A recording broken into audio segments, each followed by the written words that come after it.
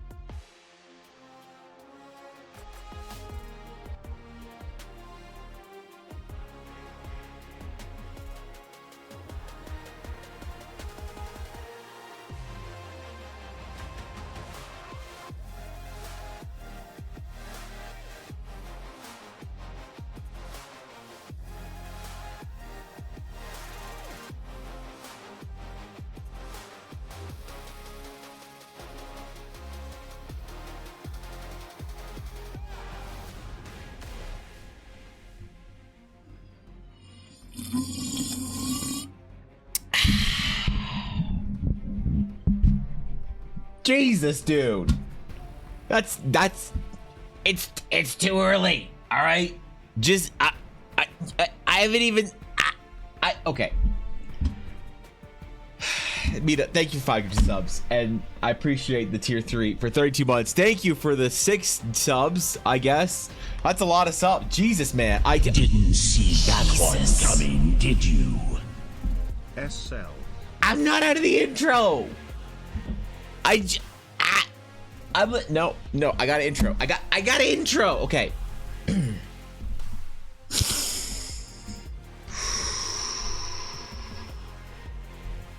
Today, fuck, it's already over, man. It's already over. It's dead. God damn it. I lost my intro, man. One of these days I'll get through it. Mina, thank you for the 600 bits. That's a lot of bits, bro. That's a lot of bits. That's a lot of subs. Holy shit. Thank you. I appreciate that. What the fuck, man? Good to see you guys. Good morning, my friends. Good morning and welcome back, and happy Ukrainian Christmas.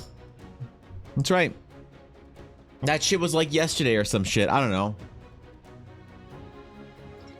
Yeah, I listen, man. I don't know the exact date, but last night I had Ukrainian Christmas dinner with my family. It was great. It's great. There was wheat porridge. There was pierogi. There was deconstructed holichi. I don't know. It was good food. One of my dads yesterday for Ukrainian Christmas. Saw my brother. Saw my nephew for like the 4th time ever, even though he's like 1.5. That was cool. So yeah, man, hope you guys are having a good week. I'm having a great week. Thank you again, Mita. What the fuck for the tier 3 sub and the 5 subs and the 1,600 bits. Jesus, dude. What the fuck? Mita, please roll D100 for your Green Dragon check. If you get this, if you get the 100, if you exclamation D100 and you get the Green Dragon, this will be the most pay to win shit. Oh, thank God. Oh, thank God. It's not rigged. Oh my God. People are gonna probably cancel me if it got rigged. Oh man, if that was 100. If that was 100, I would have had a Reddit thread made about me. Holy fuck. That was a close call. Goddamn. Regardless, thank you for Green Dragon check. I still haven't been dethroned. That's true, you haven't. Probably never will be, honestly. Probably never gonna happen. So, I don't know. We'll see.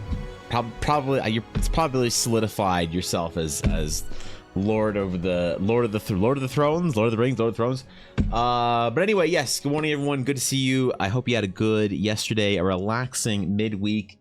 I always find Wednesdays people are remarkably willing for it to be like Friday. You know, like it's almost there. You know, according to the vast majority of the internet, Wednesday basically is Friday after the quiet quitting craze has come about. That's right. People are starting to check out on Fridays. You know, no meetings, no schedules, events on Fridays, right? And that has then bled over to Thursday. You don't want to exert yourself too much on Thursdays because Friday is basically a day off now. You just have to go to the office and do whatever. You have to like hit the button on your mobile workstation or whatever it is. So Thursdays are also kind of a write-off now because they went from preparation to write-off day to write-off day. So now I feel like Wednesday is the new Friday. Wednesday is definitely that kind of vibe. So you know, it is the pre-D&D day. No one plays D&D on Wednesdays. Only insane people do that. Everyone plays on Thursdays for some reason, and only the true D&D nerds play on Fridays. That's right. So, today is World Building Wednesday. It is World Building Wednesday. So, I want to go somewhere new. I want to talk about something completely new. I want to go on an adventure today. So, we're gonna do that a little bit. We're gonna play a little bit of a scuffed D&D. I'm gonna walk you guys through a new area if we can. I don't know. Meter rolls percent on the dice and gets 100. Totally real, not fake. Wait, Garthenbot. When did you start doing the rolls? Oh shit! All right. Grim's only 20k back. Yeah, but I don't know, dude. I think Mita, you were solidified as the permanent one true king. So I don't think you got anything to worry about. Besides, we both know the reason why it said D100 command is because you haven't hooked it up to an RNG that only does 199. No, I've rolled a 100 on that before. See? Watch.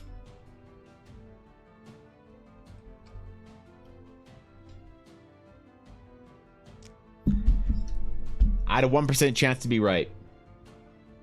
I had a 1% chance to be right. So, you know, that's what we expected. My week has been nostalgic. What are you doing nostalgic for, Yaxman? You been playing old retro games, vintage games from when you were young, watching old TV shows. I always like nostalgia. You know, I never think that nostalgia is living in the past. I think nostalgia is a wonderful thing, and when you can take a nostalgia trip down memory road, as it were, I think it's a great thing. In fact, I've been doing that recently by playing Final Fantasy XIV, nostalgic for 2 years ago when I first started playing. So I didn't get a chance to play yesterday, unfortunately. So today I'm going to play some Final Fantasy XIV. I'm going to play Final Fantasy XIV. If I don't, well, really, there's no consequences. I mean, let's face it. It's not like anything's bad gonna happen. So, Ash, you played on Monday. What did you do playing on Monday? I thought you played on Saturdays. What happened to Saturday game? Your group decided they were too normal to play on Saturdays. They had too many things going on, too many life events. Because I feel like the power play is to play D&D Saturday mornings. I thought of this for a while because I've been trying to find a second day. All right, I've been trying to find a second day to play D&D. Right, I have my Thursday night game with my nerds, but I was like, what would I do if I wanted to play a second D&D game, one on stream or otherwise? And Saturday morning actually kind of landed as the time that I had thought about, mostly because it would weed out the week. Imagine not being able to play D&D on the weekend because you're busy. Like, do you really want someone in your D&D group that has like responsibilities? You're like, hey, bro, you want to play D&D this week? And they're like, yes. When? You're like, Saturday. And they're like, ooh, I can't. And you're like, why not? And you're like, well, I gotta go get frozen yogurt. Yeah, I gotta go get frozen yogurt with my girlfriend. And you're like, okay. Could you push that back a little bit later in the day? Oh, I can't because I gotta go to an event. Yeah, I got a club event. I got a pickleball event. So yeah, sorry, I got that later in the day. Like, do you really want to play D&D with that guy? No, you want to play D&D with the person that has nothing going on. They will obsess over that D&D game. It'll be their only entertainment all week. The real nerds, in between watching Star Wars and playing video games, they have your D&D game. That's who you gotta play D&D with. So, or not. Watching retiring YouTuber videos. Oh no, you're on some MatPat craze, dude. I saw that. I saw MatPat's retiring. You guys told me about it during stream, and I watched. Okay, I didn't watch the whole video. It was like 20 minutes. I watched like 5 minutes of it, but it sounds like he's retiring on good terms. Good for him. You know, that is kind of weird though. Hey, when you grow up and you have like a YouTuber or a streamer or something like that has kind of like done their thing, their YouTube, their stream thing, and they kind of just like disappear one day. Or if they like full on retire, you know, like PewDiePie full on retired, but he like pops in once in a while with a little vlog of him and his family here and there, which is cool. Like Pokimane more or less retired, right? So it's weird when you have YouTubers and streamers doing that, but it makes you realize that our industry has been going for a while, because hasn't MatPat been YouTubing for like 15 years or some shit? Isn't he 15 years? That's a long time, man. Ulner's sleep is turbo fucked. Oh, just tell Ulner to fix your sleep. Yeah. Tell Ulner to stop scrolling on social media at 3 in the morning and actually get some sleep. I don't know, man. Hope Ulner gets some sleep soon. Have thought of my Sunday game. A Sunday game, you say? Also, have you seen 14 in a Nutshell? They nailed Lalafels. I think someone linked that video when we first started playing Final Fantasy. If it's an old video, I have seen it. If it's a new video, then no, I haven't seen it. So I watched a bunch of Final Fantasy 14 videos when I started playing again a year or two ago. Year-ish ago, maybe. But it's been a while, so I don't know. He's retired for being the host and will still be there in the background. Right. I mean, MatPat's gonna still be in here and there, but also here's the thing: I haven't watched a game theory video in 6 years, so I don't know, man. It's not like I mean, like, you know, cool guy, great for the platform, big name for YouTube. Sad to see him go, you know, happy to see him go in some ways because he's doing it on his own terms, and that's great. You know, you can't really be sad at the end of something that was great. I think I've always had this idea in life.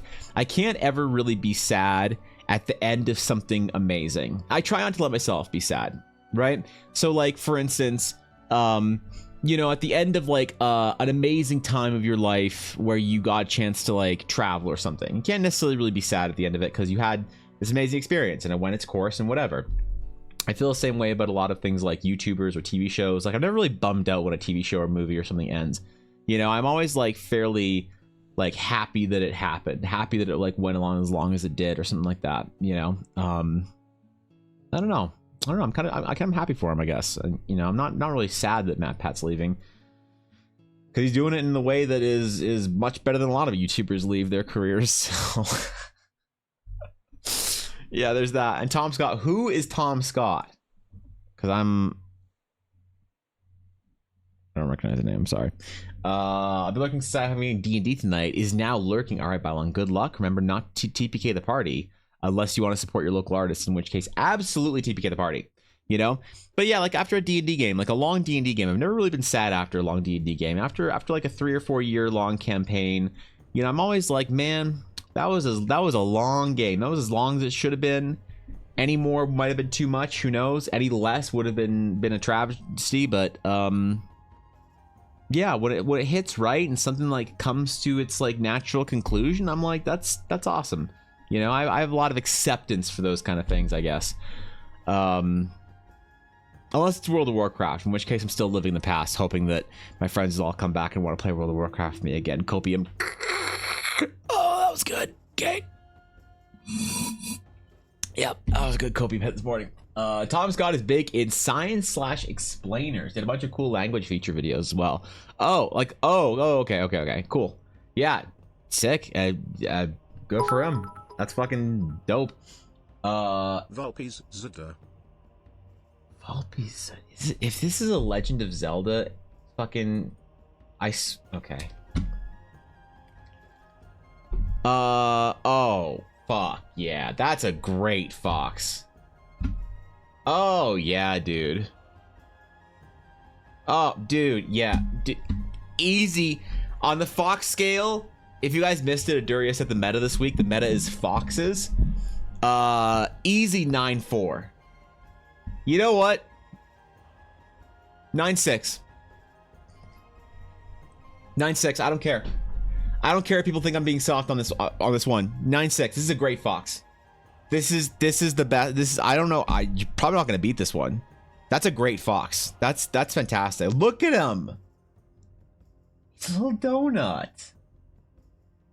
Look at that, man. That's good. That's a good fox, Aduria. Good start. Good start for the day. Thank you for 100 bits, man. How you doing, bro? Tom Scott is YouTuber staple.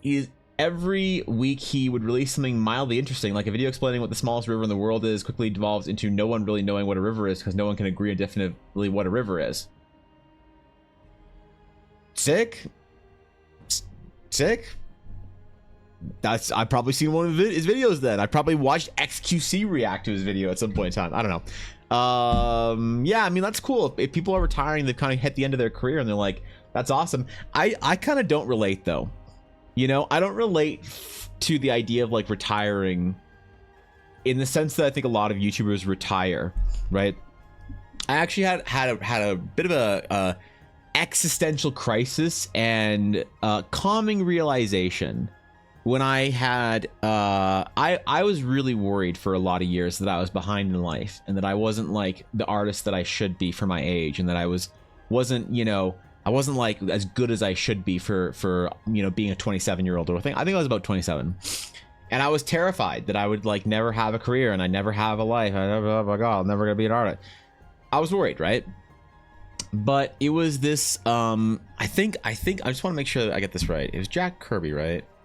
Jack Jack Kirby. Yes. So Jack Kirby's the name of the artist that basically is behind the original Marvel. And him and Stan Lee were the boys. They created Marvel. And it was Jack Kirby got some kind of a lifetime achievement award after he had passed. And Stan Lee was accepting the award on behalf of him. And Stan Lee was so excited and enthusiastic about this award because he always wanted Jack to have more recognition, right? And Jack worked, Stanley said something like Jack worked right into his 90s or whatever, how old he was when he died. He worked right up to the end of his life, and he loved it, and he loved what he did, and so he did it. And I was like, I kind of sat there and I was like, oh yeah, I'm not gonna retire at some point in time. I'm not gonna like hit 65 and be like, well, that's the end of my career. I guess I'm gonna go play some golf. No, I'm gonna do this until the day I die. So it's like, wait, I got time. Wait, I got time, bro. What am I worried about? So yeah, I don't know. I never really understood or related to the idea of that for a creative, but I suppose if you're in sort of the ecosystem of YouTube, it's very work intensive. And Matt Pat did make a good point where he's like, I was tired of like every conversation I have with my wife being about work. It's like, all right, yep. If it was me, I would like take a step back and be like, hey, I'm taking some time off. I'll see you soon. Rather than just like, I'm retiring. But I guess that people need that finality. So good for him, man. I have not seen the new LoL cinematic. Is it the one for the new season, Viddy? Because I saw a premiere schedule video on my YouTube by League of Legendia. So I wonder if that's it. But no, I haven't seen it. I got both frontliners down to 3 HP, but I didn't manage to finish off either one. Wait, one was even on fire? You didn't end the game with one on fire and you're going to kill him the first thing next game, are you?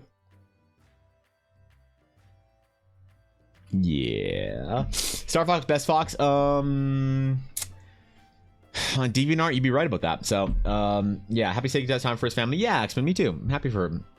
Will I retire soon? Probably not, Rag. Probably not. I'm not going anywhere. I'm at the start of my life's work journey. So I'm right at the beginning of things. I'm gonna be streaming, making videos, making stuff, building Aldara for probably the next 60 years or however long I have on this beautiful planet. So none of his videos were ever like, oh my god, that's amazing. It was like a mild channel for mild watchers. So of course he took mild farewell approach to being hoisted by a helicopter, and then he was wait while dangling below it flew off in the sunset. That's a good exit. That's a great exit. Yeah, all right, okay, yeah, I don't know. Launched this morning. I might check it out then on stream actually, because I'm kind of curious. What do you think? Was it a banger, or is it like kind of meh? What do you think? Could end up as a long break. It could, I guess, but it kind of sounds like I don't know. When you use the term retire, I feel like retiring is sort of this idea of like finality in your work, right? Like the word retire to me sounds like you're finished with the exertion of, you know, effort towards a project or a goal or something, and you're kind of done with it, right? Not just like taking a step back or doing some other stuff or doing other projects. Retiring to me, the word retire seems very intentional to me as a word people use when they are like done. I'm a sail off on my yacht and go off into the sunset. Could be wrong though. Who knows? I mean, John Williams retired a couple of years ago and came out of retirement, I guess, you know, so who knows? Bro's like in his 90s and he's now accepting new projects. What a legend. I think part of it is how YouTube itself works. If you dial back how often you upload, you're going to go pure artist and the numbers evaporate. So doing a slow trickle would effectively kill the channel anyway. So passing the torch and keeping upload schedule is probably the best for the rest of the employees. Yeah, that's weird. It's interesting. Like, he said something like they were scaling up or whatever. So I guess he wants the game theory project, and I guess he's got some other channels, right? I guess he wants that project to like continue and persist, but he did use a bunch of dramatic language about how like I went from like Matt Pat to Dad Pat to now I'm Grandpa Pat. And Grandpa doesn't see you all that often, but when he does, it's like, okay, all right, okay, dude, you know, chill, man. But hey, look, I bet it's pretty emotional doing something like that, you know. Did I hear League of Legends India? I said League of Legendia. No, League of Legends India is a completely different thing. Does India even have a national team for Worlds? I don't think so. Maybe they do. They have a dope Overwatch team. So, yeah, solid 9. Okay. All right. Yeah, I'll watch it. I'll watch it. I don't mind. If you're a solo creator and just want to create for passion, but you have infinite money, you can. But when you have employees to pay, dialing back is going to get the paychecks. Well, here's the thing. Like because he said that they like ramped up in their employees. So he like hired people on to make the project work. It's not like he could have just like, I mean, if he had like one editor or one whatever and a couple people working for him, then yeah, I don't know if it's something really to worry about, but I guess he's trying to intentionally, rather than I think his intention, rather than to like, oh, we need to keep the people who are working on this project fed. We need to like, you know, make a project now that they can work. I don't know, whatever. He's happy. I'm happy for him. You know, I always feel like I miss some YouTubers that don't upload anymore, but I'm kind of happy for them. You know, if they're done, if they got their paycheck and they're out. I just kind of wonder what a bunch of them do or are doing or did do or whatever, you know. But obviously, you know, the whole point of not being in the public eye is that people don't know what the fuck you're doing anymore. But I mean, curiosity gets the better every once in a while. But it's nice that like I said, like it's nice that like PewDiePie still uploads once in a while, like once in a while, just to like be part of the conversation. Doesn't feel like he's gone, right? Like some YouTubers that are just like peace out, or they just stopped, you know, uploading altogether. But either way, you know, good for him, I guess. Hopefully it's not the start of a trend of other people being like, fuck this shit, I'm out. Because God knows, I feel like our generation of YouTube, for us older people that remember like MatPat and, you know, whatever, I feel like our generation of YouTubers are the classy ones that are, you know, they had their cringe phase and they grew up and now they're the classy ones. And with them trickling off, it's like, what's left, man? Then we got YouTube's a scary place without, you know, your well, I don't know what general channels are that people watch, but I feel like there's a lot of like channels that elevate YouTube, and I think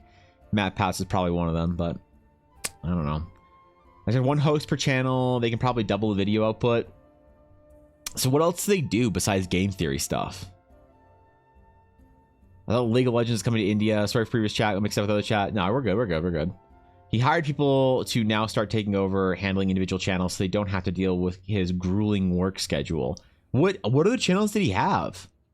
I was not familiar with him in any other capacity than just Five Nights at Freddy's stuff. Like, I'll be honest, I don't even remember him doing stuff other than Five Nights at Freddy's. You know, I remember him doing a couple things. I think that's when I like stopped sort of like paying attention to his videos mostly, was when there was so much FNAF stuff. Because like, look, I love people who love Five Nights at Freddy's.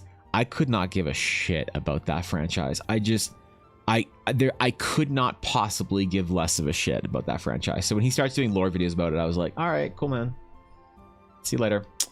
The Kizuna Ai graduation ceremony, just wow, that was the end of an era. Yeah, she's like gone, isn't she? Like gone. But like, did Kizuna Ai like move on somewhere, or is she just gone? Because like that's the thing that I kind of hate about VTubers is like the cagey like fourth wall pretending of that like, oh, let's not acknowledge this is a real person. Let's not acknowledge this is like a human. Let's like pretend it's an anime girl right to the end. You know, it's like, okay. So I never know, is like, did Kizuna Ai just retire? Because she's like, fuck this. I made my money. I'm done. I'm going to sit around. I'm going to eat ramen and play video games. Fuck you guys. Which case, great. Or did her graduation mean she's now like, Kizuna Ai is now like, you know, Arisaka Hana from like fucking Hollow Cure live shoujo or whatever. Like actually, you don't know, I guess. You just never know. Film, video, TV, food, style. Interesting. Wait, MatPat is a fashion channel?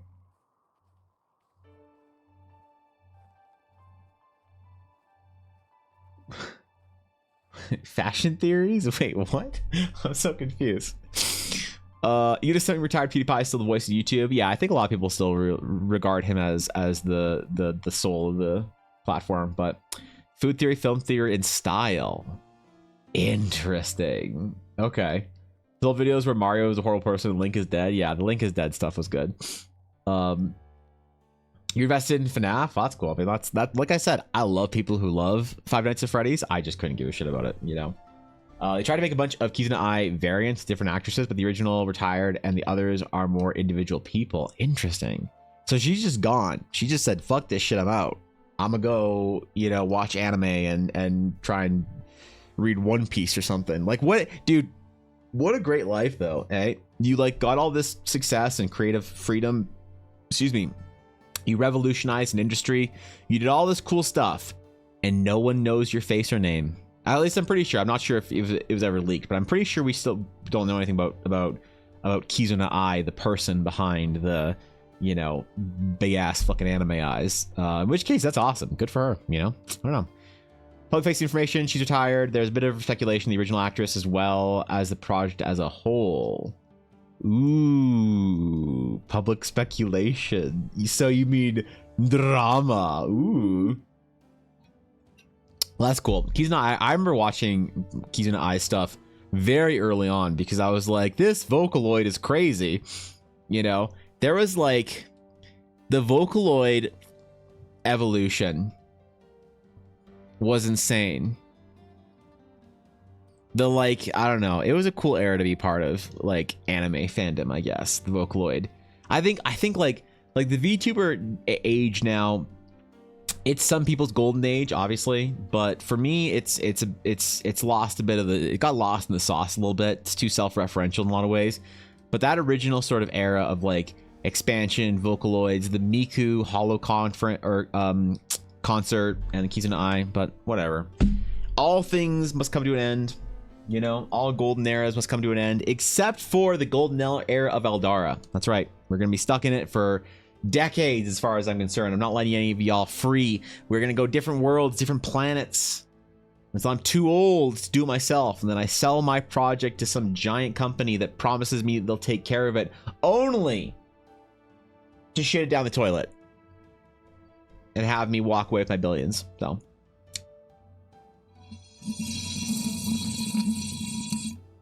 that's the plan, right?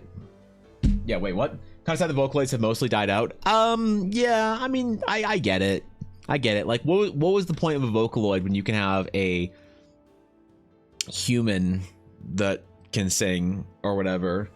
I don't know. It seems like the tech was not necessary when VTubing became a thing. Because yeah, VTubing, there's like a whole subset of VTubing that's all about music. Like a lot of the Japanese VTubers are musicians, right? A lot of the English VTubers are streamers, which is always very interesting to me that we value a different thing than, you know, our Eastern counterparts in the land of the weebs. So what's happening with me is like I'm eating my words. That happens, Rag. Don't worry about it, bro. That happens to everybody, you know? Hell, I mean, I sit here for 4 hours a day talking about shit that, you know, who knows? I'm just chewing on the same, you know, words for 3 hours. I don't fucking know. So you're good, man. But yeah, so it is a golden age of Eldara. It is a golden age of exploration in the universe of the realms of Eldara. Today I want to go somewhere different. You see, I have a bit of a itch for something new. I have a bit of a desire to go somewhere and explore something new. If you guys were here for the original years of the chat of the Twitch page for the first year or so, I bounced around a lot and I went to different areas and different places and I did world building all over the world, and that was like the most efficient for me. Now I kind of focused in on the Shattered Sea when we started writing the adventure, obviously because I want to have an area of the world really fleshed out for people, but I'm missing a lot of stuff in the world. I'm missing a lot of things that can be fleshed out, but I want to go somewhere a little bit different. So here's the problem. Teleria is great, but I've said before that Teleria needs to be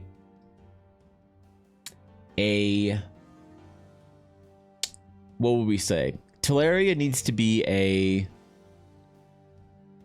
well executed demonstration of classic fantasy, and that's difficult for two reasons. It's difficult, and there's two main components of it. Because classic fantasy and the whole point of Teleria is that we need to demonstrate a good understanding of the kind of fantasy most people like, right? Because a lot of times when you have a fantasy world, there are expectations people have of fantasy. I mean, why do you pursue fantasy? Why do you like fantasy? You know, why is swords and sorcery and dragons and castles make us happy when we see them in media? Why are there so many stories that are like well-written stories, but you don't really give a shit? Why? Because the world isn't cool. And why isn't the world cool? Because it's not fantasy stuff that we like. You know, it's fine to admit our biases, right? But we are drawn to certain ideas that are referential to other experiences we have. You know, when you see a castle and a dragon, you're like, I know this story and I've loved this story, and here's another telling of that story. And I don't think that's a bad thing, but what it does do with fantasy in particular is it kind of rewashes a lot of the same ideas. So we're kind of stuck with two dilemmas. The first dilemma is, if we create a fantasy world that feels too different, too unique, people aren't going to give it a chance. Because it's too much of a departure from what you like in fantasy. But if it's too similar, if it's too predictable, then it's not something new and unique. And why would you waste your time on it? Why would you put any effort into it? And you wouldn't. You know, you wouldn't tell your story in it. So the problem is we're creating a D&D world people going to want to spend time in and tell their stories in. You have to walk a fine line of balance between here's what you are used to and the things that you expect out of fantasy, and here are some just little sprinkles of cool shit that you find unique, an interesting way of handling something, a unique way of displaying something, or whatever. So Teleria is supposed to be safer, and I know that Teleria is supposed to be a balance of that thread of interesting fantasy mixed with the classic ideas that we like. That's why I've accepted a lot of concepts like the trinity of human, elves, and dwarves. I think they're important for classic fantasy. It's why I've accepted the idea of there being great beasts of myth and of folklore, like, you know, goblins and dragons and hydra and whatever. But I don't tend to like to invite things that are more contemporary in. So things like, if we're talking about monsters, the Beholder, you know, it's a very Wizards of the Coast, very modern idea. And you can make your own Beholder. I mean, it doesn't have to be obviously you can't put a Beholder in your fantasy world because the Beholder doesn't belong to you. And then your idea belongs to Wizards once you have a Beholder. But you could have something that's close to a Beholder, a giant tentacle monster with one eye and a giant mouth. You know, hell, World of Warcraft does that. They're called observers. They're basically Beholders. Functionally the same, slightly different. You know, I think they both have their charms, the observers and the beholders. So you can take an idea, right? Like here's an example of an idea that I am taking from contemporary fantasy: the Tiefling. The Tiefling does not exist in Eldara because it can't exist in Eldara, because otherwise Wizards of the Coast owns the idea in some way. But you can have tall, horned blue dudes. You know? The Draenei are a good example in World of Warcraft. Draenei are tieflings. They're the same thing. Draenei and tieflings, exact same thing functionally for a player's character creation standpoint. Obviously very different. You know, tieflings have their concept of we're demons. Ooh, we're so edgy. Look at how edgy we are. We're outcasts, bro. And then Draenei are just like, you know, Kronakai Christo. And you're like, why are you all Russian? I kind of like it though, you know? But functionally they're the same. So we can kind of execute the same thing in Eldara and Teleria with a lot of ideas. But there's a future I want to begin planning. Realms of Eldara that depart from the classic fantasy, that push the bounds of what fantasy is. You see, I want to take a net, big net, and I want to catch as many fantasy nerds as I can with Teleria. I want to create something that feels really good. You know, I want to create something that feels really good, that feels accessible, approachable with Teleria. I want to catch a very wide group of people with it, fantasy nerds. But I want to create worlds in Eldar, the other realms of Eldar, that lose people, because that's if you aren't losing some people to the idea, it's not going to be interesting for others.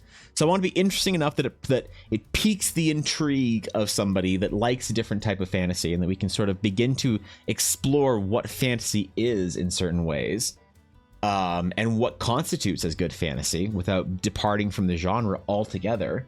But I'm okay losing people on those ones, and I kind of want to begin thinking about some of those ideas. So, what about the hosts of Cthulhu-esque monsters, one-eyed sea monster, kraken, octopi, and jellies? We do need some tentacle boys. That's very true. We need some tentacle boys.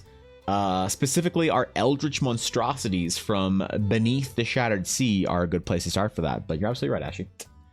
The salamanders. What about salamander? As long as it's SRD, it's fine. They have story/events that are protected by trademark. As long as it's SRD, it's fine. I don't trust the SRD.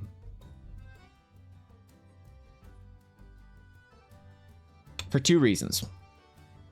I don't know the specifics of the legal they've written, but as far as I know, they could revoke that at a certain point in time.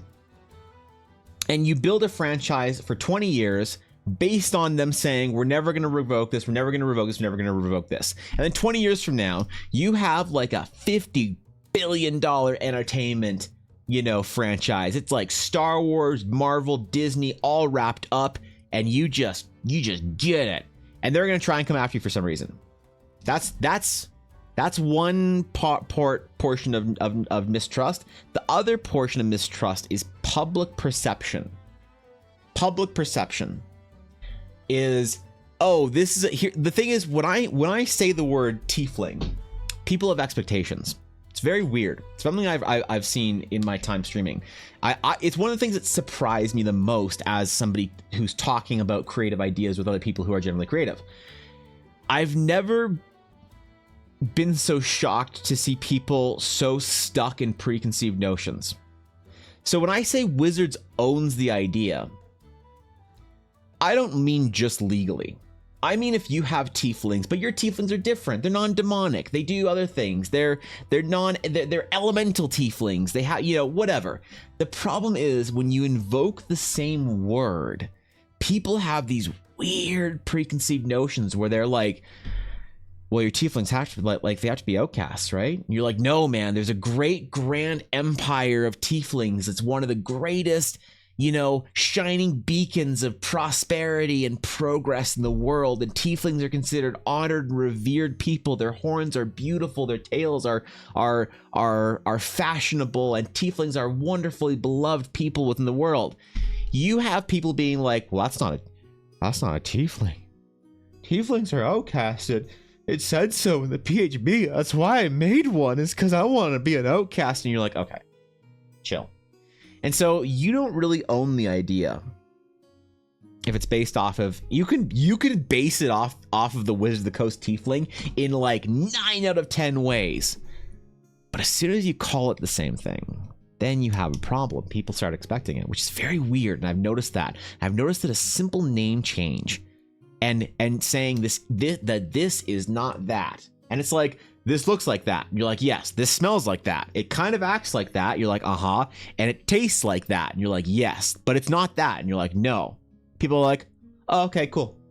And that's the end of it. It's so weird. It's so bizarre. I don't know. It's like, it's so strange the way people are with that. But I kind of get it. I understand it. But I didn't think there'd be so much resistance occasionally from people when I say that, like, oh yeah, like here's an example. My dragons, I don't have like colors. Like, I think colored dragons are stupid. I think like, oh, I'm a blue dragon, so I shoot lightning. I'm a white dragon, so I shoot frost. I'm a red dragon, so I shoot fire. I think that's a dumb idea. And I don't think it's dumb for D&D. I think it works in D&D. But treating your dragons like that, this mythological creature that's been part of our human story for thousands of years, that's like a very new and contemporary way of interpreting them, as like, oh, my dragons are colored in the various colors of the rainbow and they all have elemental rainbow breath. And you're like, okay, cool. Like that's great. But the dragons in Eldara aren't like that. They don't function like that. And some people can't wrap their minds around that. Occasionally someone's just like, well, if the dragon's blue, and I'm like, yeah, this dragon's blue. Like, his scales are blue, right? I'm like, yes. And he's a dragon. And I'm like, yeah. So he shoots lightning? I'm like, no. And they're like, but he's blue, you know? And so it's very difficult sometimes for people to wrap their ideas around it, even if it's same name or different or whatever. So yeah, I don't know. It's very complicated. And I can't have ideas that are owned by WotC, whether they're legal or not, you know, otherwise people just get stuck in them. That's the way I see it anyway. Pathfinder themselves abandoned the SRD for safety. I'd follow their lead. Yeah, I agree. Yeah. It's Creative Commons forever. They could change D&D so it doesn't match the SRD anymore. I think the second reason is the best reason to abandon anything in the SRD. Well, yeah, they're both just as important for me. One is the legal trust issues that I have with Wizards, obviously, and then the creative sort of trust, you know, or issues. But they're both equally big problems in my eyes, you know. I don't know, like, people make cases for like, oh, well, like, legally you can do this because whatever, it's blah, blah, blah, blah, blah. But like, I just kind of don't trust it, man. My gut says that I don't know enough about it to you know, work within that legal framework. So I'm not going to try. I'm not going to mess around. I'm not going to stick my fingers in the pudding, as it were.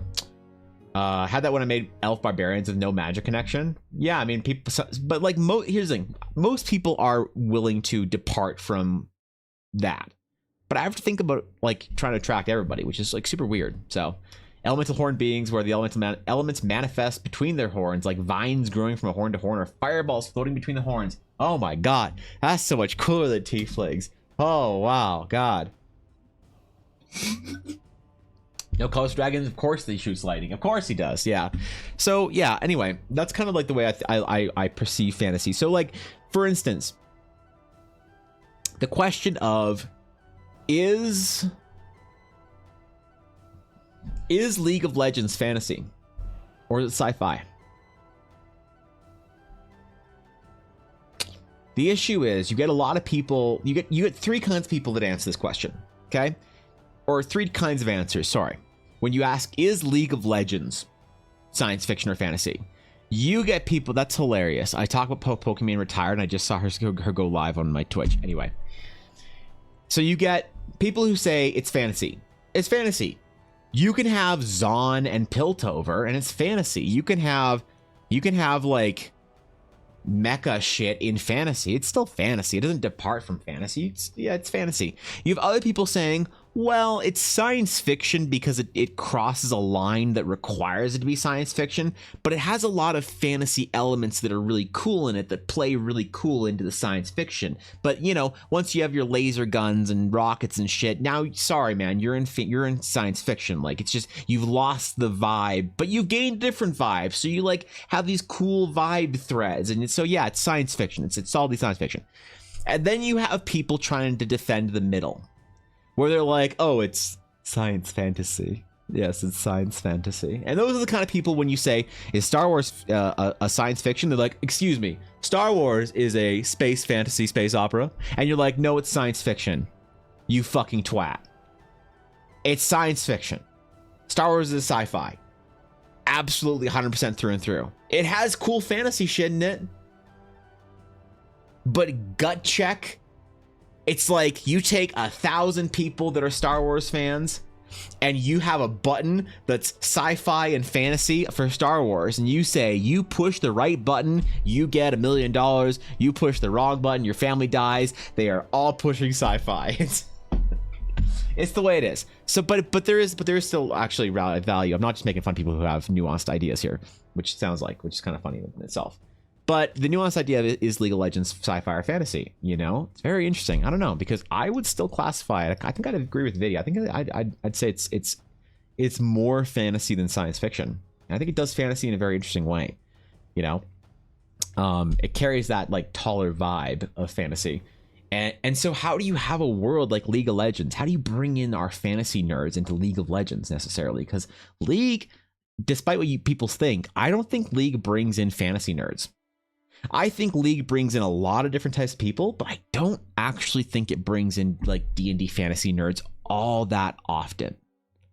You know, it's very interesting, but that's part of the reason why it's successful, is because they're not just like, and here is our fantasy universe where we have castles and swords and dragons, and you can become a castle sword dragon wielder. And you're like, wow, it's so fantasy, bro. No, they bring people in with other cool stuff. They're like, you like anime girls and K-pop? Hey, yo, hey, man. You like cool art and whatever. Like, they bring people in all different kinds of ways, but they don't really go for the fantasy nerds. So it's like, how do we create something that's new for the fantasy nerds? It's a historical documentary, for fuck's sakes. Because it took place a long time ago. All right, touche, you're right. Think you have modern high fantasy without it being sci-fi? That's tough, though. I think you're right, Ashy. I think you're absolutely right, but it's tough. I think Star Wars is fantasy is a comment on the narrative. It's very Arturian. That's true. But I guess when we're talking about the genre, we're talking about the vibe, but you could probably make a case for having a very... That's one of the reasons why it's so successful, is because it's a science fiction world with a very fantasy story. Absolutely. It's very mythological, very biblical in a lot of ways. I think it's a good mix of both depending on what area you're looking at. Yeah, true. And that's the other thing, is you can cross your wires. You can mix it up a bit. You know, and so I'm willing for certain areas and certain things in Eldara to feel like, if I get accused of Everflow, which is a world we haven't really ever talked about, if I get accused of Everflow being sci-fi, I'll be okay with that. Yeah, I'll be okay with that. Because I want to do something that's different enough that somebody has to question, wait, is this fantasy? And I want to get it wrong. I want to like include some weird sci-fi stuff into the world. Have people be kind of like, that was a little bit of a departure, Evan. Because if you're not willing to get something wrong and do something different, like, what are you doing, man? You know? I've not seen the new cinematic, Thorkin. You and Viddy both seem to be endorsing it with your rapid table tapping. So I'm actually watch it later in the stream on the break or something, because I saw League scheduled the video on YouTube, but I didn't actually watch it. So. Do you want to prefer a logical study of monsters to prep a hunt? Sure, why not? League brings in a lot of steampunk nerds, though. Yeah, it brings in steampunk nerds, it brings in the chempunk nerds, it brings in the cyberpunk nerds in some ways. League brings in a lot of... League almost brings in every subgenre fan in a lot of ways, without advertising the product as a macro genre, which is very interesting. Honestly, might be the way you have to do it. You might have to do it that way. So... League brings in people that have a lot of free time. That's true. League does bring in people who have a lot of free time and a lot of self-loathing. Like, I don't, you know, I'm sorry. I'm sorry. I'm gonna lose some friends with this.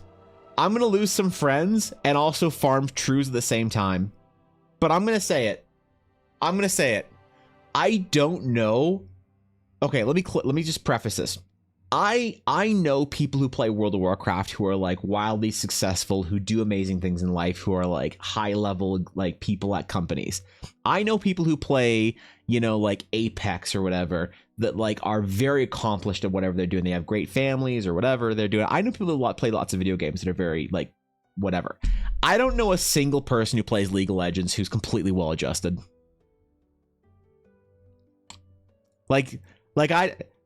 Oh man, it's God.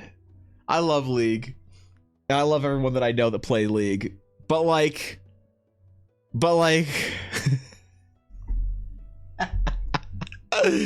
what I love about League players is you're always just like, yeah, true, yeah, no, that's fair. That's fair. I got a weird thing with feet. That's why I main Briar, and you're like, yep. See. You know, why are you leaving, Dashto? You never played League of Legends in your entire life, fucking weirdo. I agree the vibe being very sci-fi, and everyone probably vote for that in favor, but it's kind of like Princess Bride being fantasy despite no actual fantasy in it. That's a good point. That's a good yeah, you're right about that, Ashley. So I play League because it's a common collab game. It's like why I own a Twitter. Jeez. My job requires it. Yes, true. I own Twitter because I like it. I like tweeting things.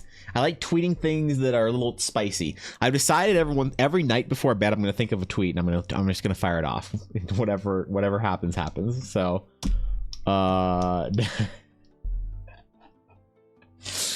Art feedback. Is my character pretty? Oh, let's see. All right, Ashley spent 10,000 channel points for art feedback. Guys, we need to take a break. We need to take an interlude here, and we need to go see if Ashley's character is pretty. Where's your character, Ashley? Where's it at? Where to post? Stream topics? Okay. All right. Let's see. Is your character pretty? What the fuck game is this? The fuck even game is this shit? I don't. All right. Let's see. Is your character pretty?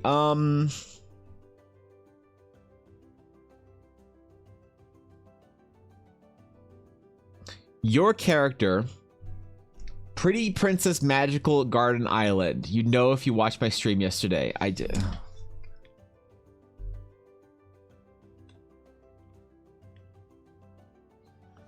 That's fair. I was at my dad's. I was not at home yesterday. I was at my dad's yesterday. So that's fair. I deserve that one. I missed a stream.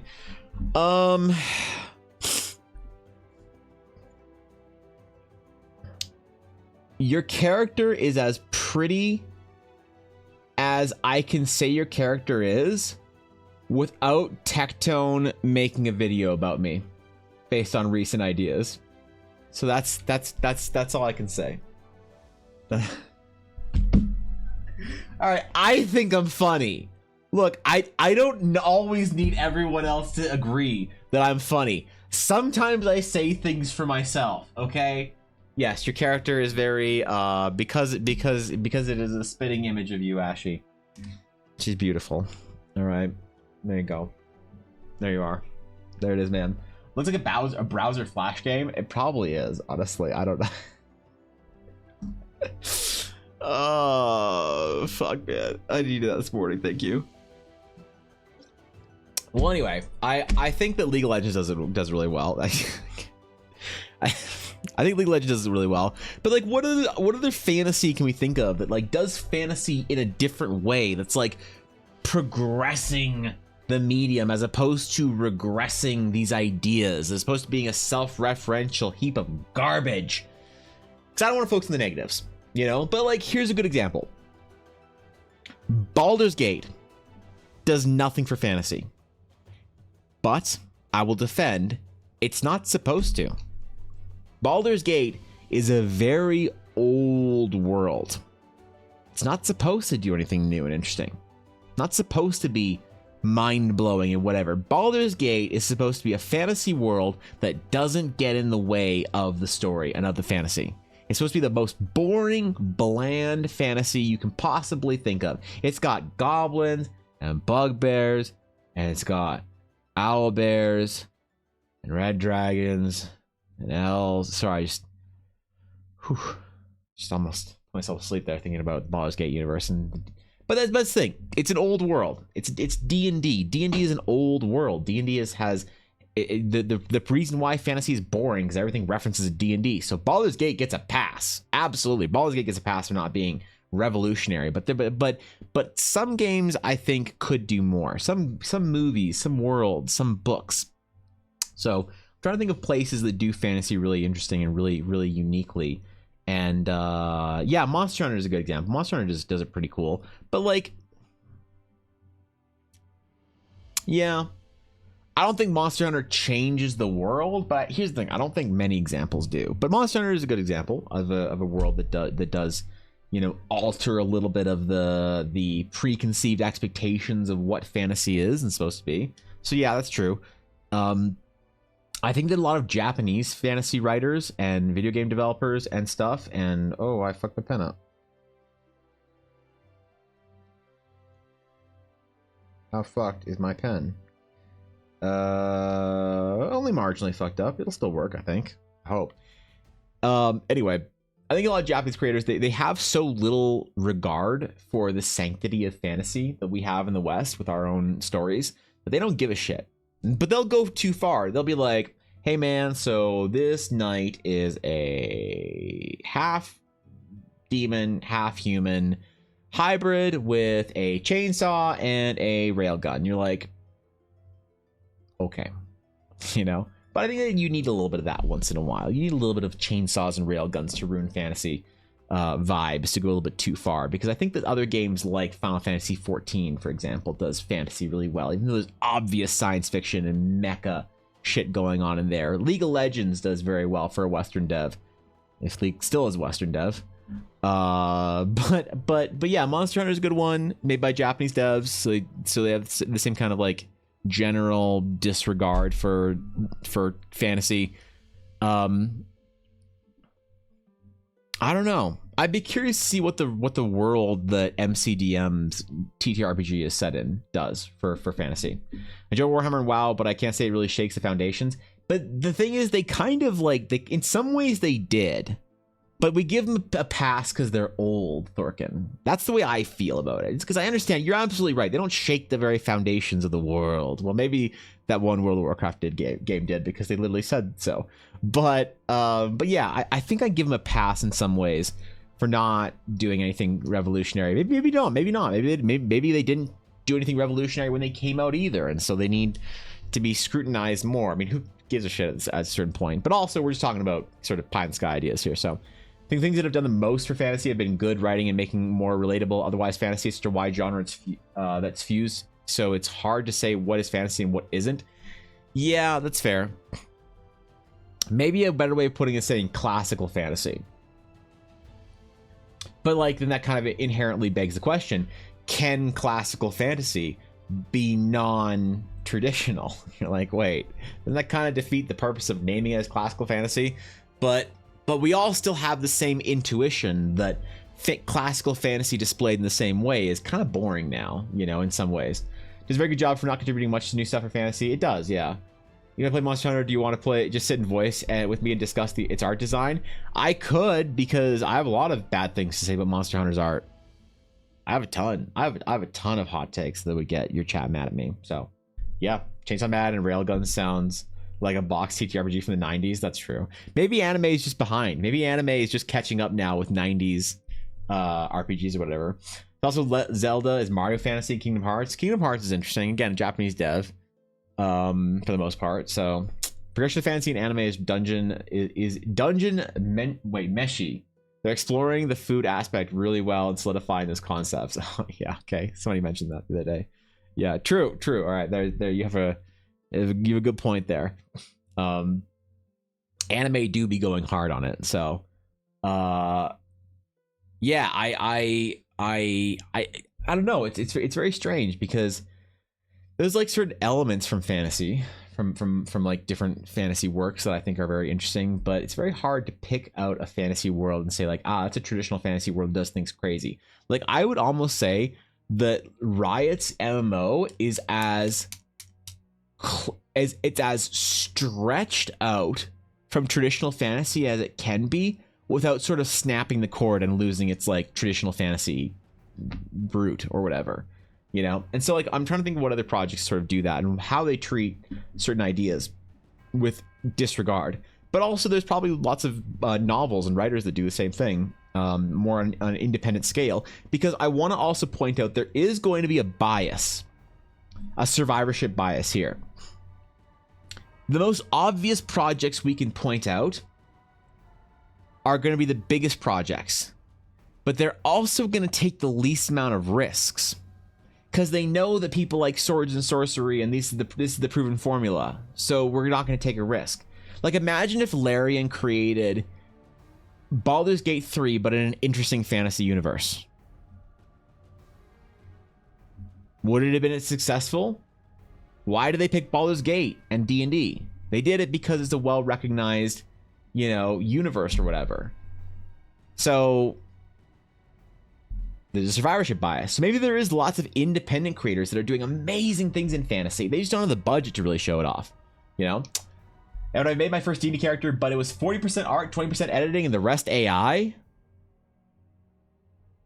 Okay, you don't have to apologize to me. Listen, Rag, you can make as unimpressive as a piece of work as you want. You don't have to be apologized. You never apologize to me for using AI or being unimpressive. All right, I forgive you for both. So No, it's awesome, dude. I'm glad you made D&D character. Is classical a technical foundation or an aesthetic? I think it's most people think it's an aesthetic. Good question, actually, Dashto. I don't know. Assassin's Creed could have been an interesting case if it wasn't sci-fi. Maybe. And the funny part about fantasy is it's quite good. Fantasy is always post-apocalyptic. Whilst we quest for magic items rather than make them ourselves, because the past was better at making them. If you're in a pre-apocalypse, it probably looks like sci-fi despite being the same universe just 500 years earlier. That's a good point. You know, the high age of technology. I think Matt Colville made a video talking about this, whereby he basically said that in every good fantasy story there has to be like a lost civilization to have, like, for you to uncover the secrets of, you know. Because yeah, you're absolutely right, Ashley. Like, if you're in the high age of technology and everybody's just enchanting magic weapons with demon souls and whatever, you know, like take the Dark Souls as a great example, even though I said demons souls. Post-apocalyptic, you know, you're gripping on to energies and powers of the past. But it does make me wonder, though, in some ways. Actually, do you think that Final Fantasy 14 is in a post-apocalyptic age, or do you think that it is, you know, Allegan Empire excused? Do you think it's in the high point? Because I'm wondering if there are any fantasy worlds that tell stories in that current timeline. I don't know. So we asked a fantasy that can present now in other games and works vice versa. Cyberpunk really explores the urban dystopia concept. It can easily get translated into urban fantasy as well. Yeah, it doesn't pass the vibe check, but the themes, you're right. So if we want to go somewhere different, if you want to go to somewhere different in the world, in Teleria, we want to go to a different world. Of the day, All right. Finished creating a character Yes. in Baldur's Gate 3. Tomorrow I am going to start the adventure. Thanks, thank you for 100 bits. I appreciate that, first of all. Second, I'm proud of you. Third, I have a question. Be honest. How long did you spend in character creation? Yeah, just how long did you spend in character creation? I need to know. Before fantasy was a big amorphous blob, and now you have fantasy and unsettled world, all the way up to 1,000-year-old urban fantasy setting, to this world that's super dangerous to live in.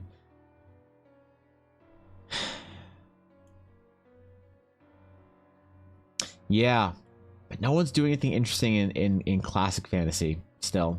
It's very interesting. You have to depart from fantasy quite a bit to do something interesting. It's literally post-apocalyptic. That's how they track time. Each era is literally an apocalypse happened. This Dark Age after the apocalypse. Then there's just Golden Age before the apocalypse. That's why the 7th Astral is Umbral era. Oh, right. Okay. But I feel like they don't really focus on the previous civilizations all that often. You know, it feels like they're still like living in a golden age of in certain ways. And I don't know. I could be wrong. To be fair, I'm only in Shadowbringers. Stormbringers. Stormblood. Only Stormblood. But it feels like there's still sort of a air of like high civilization. That makes sense. I could be wrong. You ever built a concept in Eldara that is essentially the void? What do you mean by the void? In some ways, what's the definition here? Do you really want to know? Yes. Anyways, I spent the last 3.5 hours in character Oh my creation. Oh my god. How do you spend 3 hours in a character creator that doesn't even have a boob slider? What do you mean you spent 3 hours? Like, look. First and foremost, thank you for 100 bits. I appreciate that again. Once again, generosity Senix is more than I deserve. But how do you spend 3 hours in character creation in Baldur's Gate 3? I don't understand this. I don't understand people who spend hours in character creation in Baldur's Gate. It all seems very straightforward to me. I spent like 20 minutes in Baldur's Gate character creation, mostly because I was like, look at a Daggle. But besides that, I was like, okay, let's go human. Let's go tall boy. All right, we're done. Yep, we're done. That's awesome. I hope you got a character that you're happy with now. I hope you're ready for your adventure as Tav, the whatever you chose. I think classic fantasy has become too lock-in itself to be changed. Yeah, I agree, Axman, but I'm also trying to figure out how to change it. If that makes sense. You know, all it's been since the last apocalypse. Yeah, we got to just like take the astral or umbral era back to the previous one or whatever. Kind of question: what is the void to you? How do you interpret it? So when you say void, I consider the void to either be like an antithetical magical concept to light and other things like that. Some interpretations of the void are places, locations, regions, things like that are like oblivion, other realms, magical dimensions, purgatory. It really depends. I think there's a lot of like, when people say the void in like World of Warcraft is very different from void in other games versus different void in other stories and movies. I guess you could say that in some ways I have on those sort of like interpretations of the void. That is the idea of our original Eldara cosmology chart. Where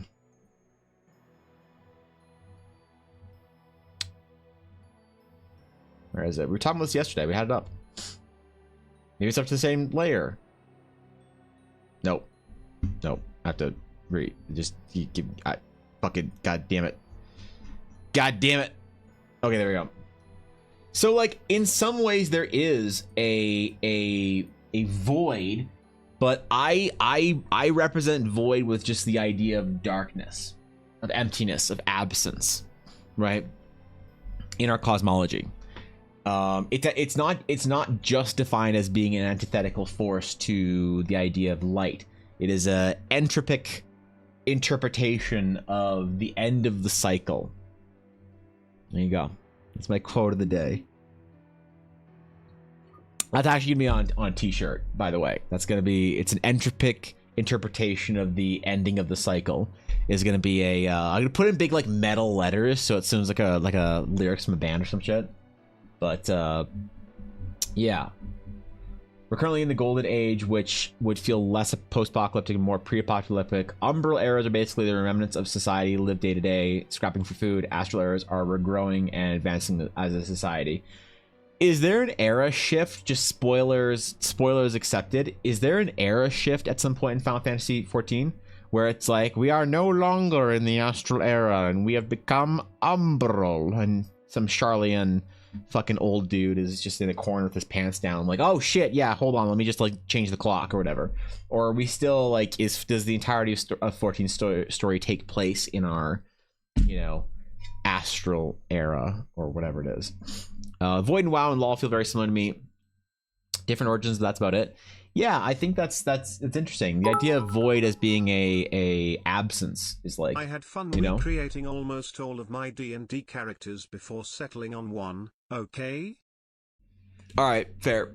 So that's 3 hours of multiple character creation. That's amazing. Okay, that's pretty good. I accept that. Senex, there's a lot of artists out there that advertise themselves as being like TAV artists. I think I might become a TAV artist. I might accept TAV commissions at some point in time, where I just drop people's tabs. So, I'm proud of you. You spent a lot of time in character creation, but you know what? You did it for the right reasons, and I'm proud of you, Senex. Don't let anyone tell you otherwise. Know that I'm proud of you. Okay. The threat of an era shift is the whole plot of Endwalker. Okay. All right. Charlie literally tries to build an anti-apocalypse bunker. Good for them. I think Y'shtola was out of pocket. I think in the Endwalker trailer, I think she was completely in the wrong there. She goes to their fucking underground swirly chamber and asks them in this dark time if they would keep their own council, expecting them not to be like, fuck you, I'm staying inside and playing video games. You ain't getting me out. Nope. And you know what? She shouldn't expect it. Imagine being a scion, companion to the warrior of light, and demanding people put in effort for shit. No, man. If they want to sit around and play World of Warcraft in their apocalypse bunker, I say let them. Let them. Leave them in peace. Well, I forget, what's the TLDR? Oh man, there's a lot to unpack. So I guess Vidya, I guess there is a concept of void. But void really is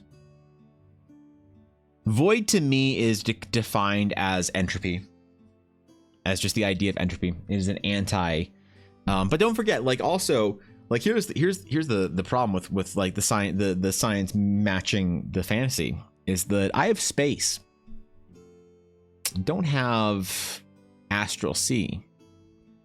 So a lot of people expect void to be a certain thing, but for me, void's almost like a weird, like I don't know.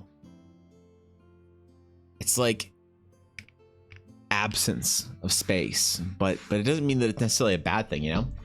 So interesting. Void for me is apathy.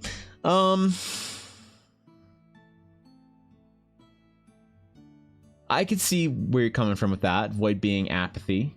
The concept of void's very interesting to me because I always feel like absence, like the scientific void for me would be like, you could ask the question, what is the universe expanding into? It's not so much necessarily a space that it's expanding into, or more so that space is being expanded into the universe. It's kind of weird, depending on like what scientific model you think is most interesting. But I always think of the void as not necessarily something scary and not necessarily like oblivion, but I think it's like potential. So you can take void and you can say, yeah, it's oblivion, it's whatever, and all the classic representations of void, darkness, black holes, eeriness, that kind of stuff. To me, I don't think it's necessarily unredeemable. It's still frightening, but it's not irredeemable fear of like, oh my god, it's nothing, it's apathetic, it's whatever. It's potential. It's what could happen. It's what could expand into it. It's what could grow out of it. It's still energy. It's still something, you know, in some ways. Maybe it's not energy, but you know what I'm getting at. That's the way I sort of interpret the concept of void or darkness. It's why I use the term dark instead of void, because not just because it's antithetical to light and it kind of looks nice and balanced and symmetrical, but there's other reasons. So, oh shit. Boys, I think we're at it. I think, yep, it's minus 25 here right now. We are at the point, unfortunately, where my window is frozen shut. You want to know Canadian problems? It is too hot in the house because our heat's turned up too much. But it's also negative 25 out, and the window is frozen shut. Excuse me while I try and wrench my window open to let some cool air in very briefly before I freeze my house. All right. All right.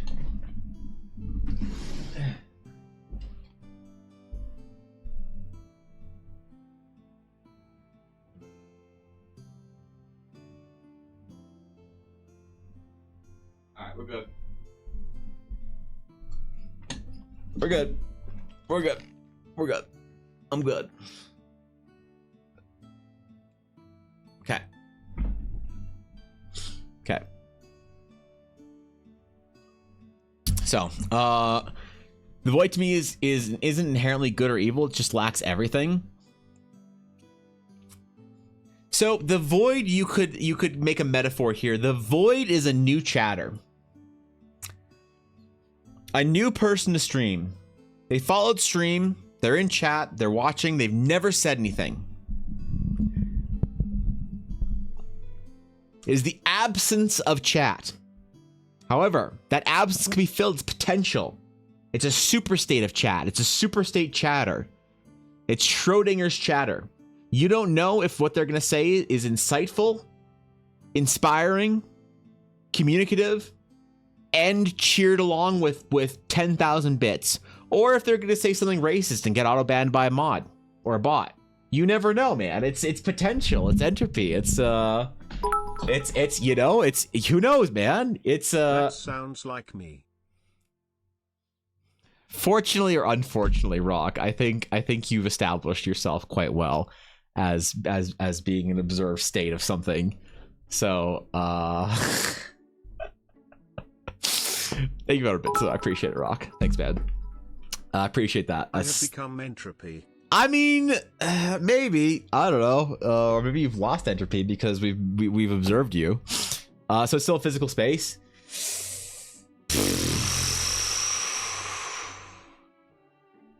That's tough. That's tough. I mean, you could, man. is what the universe is expanding into a physical space? Or is it like a mathematical space? I don't know. Look, I'm not smart enough for this. Okay? I'm not smart enough for this, but I one day I'll be. Who knows? Social and physical rules, time, definable space, ecosystem, so and so forth. Not because someone made it that way, but more because no one really cares for it. That's interesting, actually. That's very interesting. I kind of like it. I can ban them no matter what they say to solve the paradox. That's no, we're not banning the entropic chatters, okay? We're not removing entropy in chat just because no, stop. The mods, they've gotten too powerful. All right, they started using Keck Slay instead of Keck W, and they're revolting now. So Thornton gets it. Are the crumbs embodiments of void?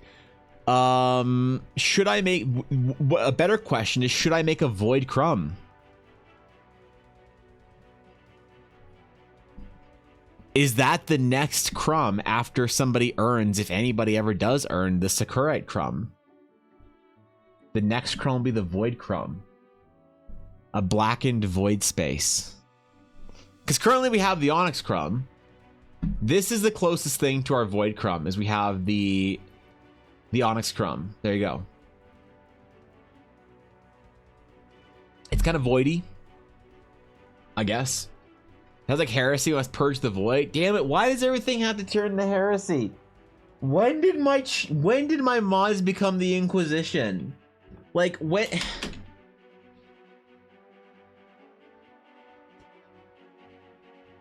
did they have to begin to purge the heretic, the alien, the mutant? Actually, I mean, that is a good point. Here's the thing. I've decided I want to play another D&D game. Maybe with people I've never played before, that I want to take to Eldara. But the problem is that I'm having trouble finding players for this. Because the game I want to play... Have you heard of the Void? They cheered 10k bits and they destroyed That'd be Evan's great. mind and left behind an Evan who was annoyed. That would be great. Listen, I will willingly be trolled in almost any way for 10k bits. I don't mind it. My price is very simple. All right, 10k bits can get you a lot. So thank you, Rock. Thank you for the bits, bro. I appreciate it. The problem I'm having with finding players for this game is I want to play a game with just paladins.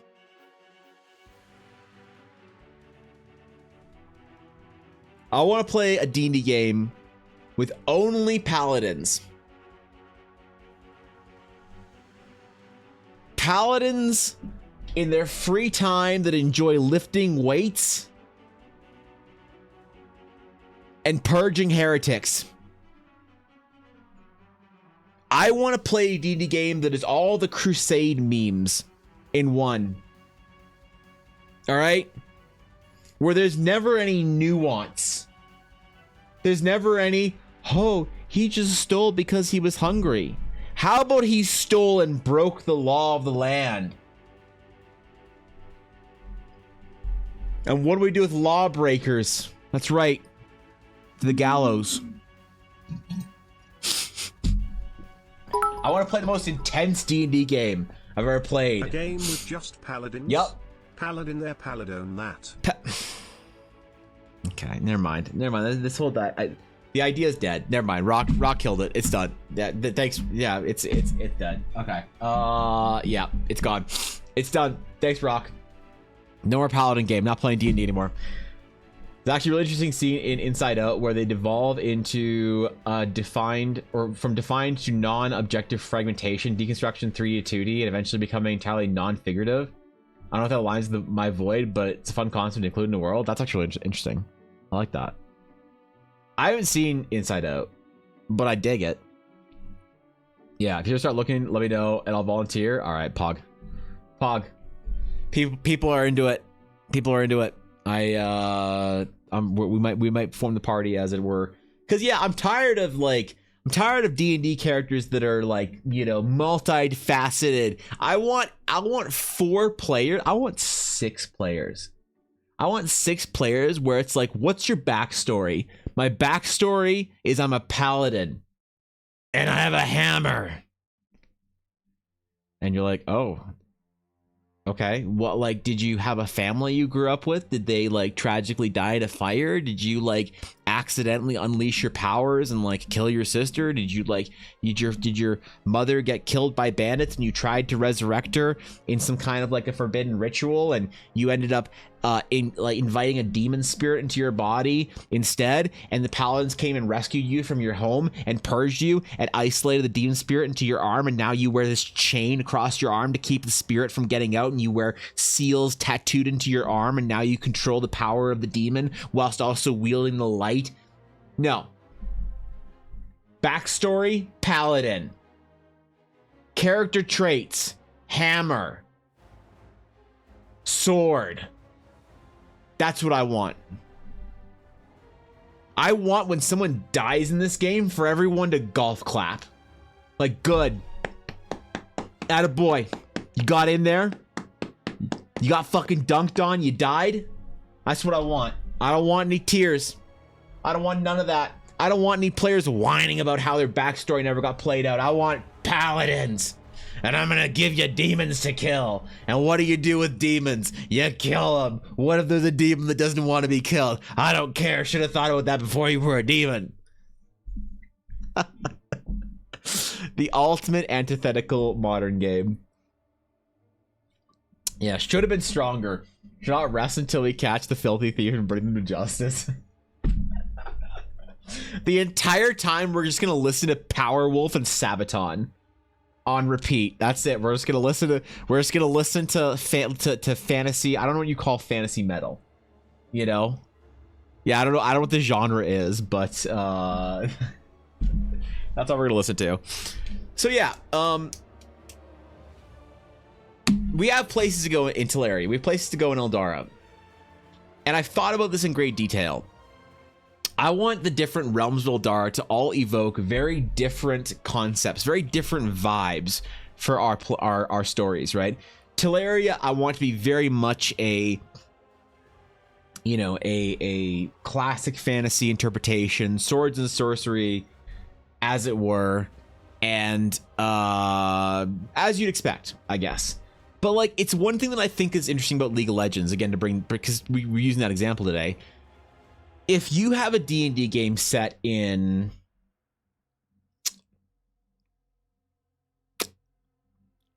what's the place Garen's from? Demacia. Demacia. You have a game set in Demacia.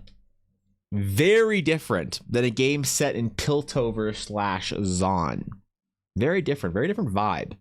Very different type of story. Very different kind of game. Right? But it's like, how do those things interact into the world? It's not Iowa. God damn it. It's not. Oh my God.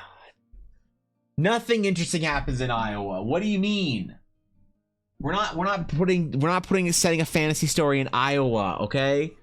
The lawless land for Iowa? You're not gonna be Iowa. Garen, Iowa is just a dude in overalls with like no shirt on and a shovel and like Carhartts or whatever. Okay, listen, Iowan Garen is not the same as Demacia and Garen. Okay, it's not even close.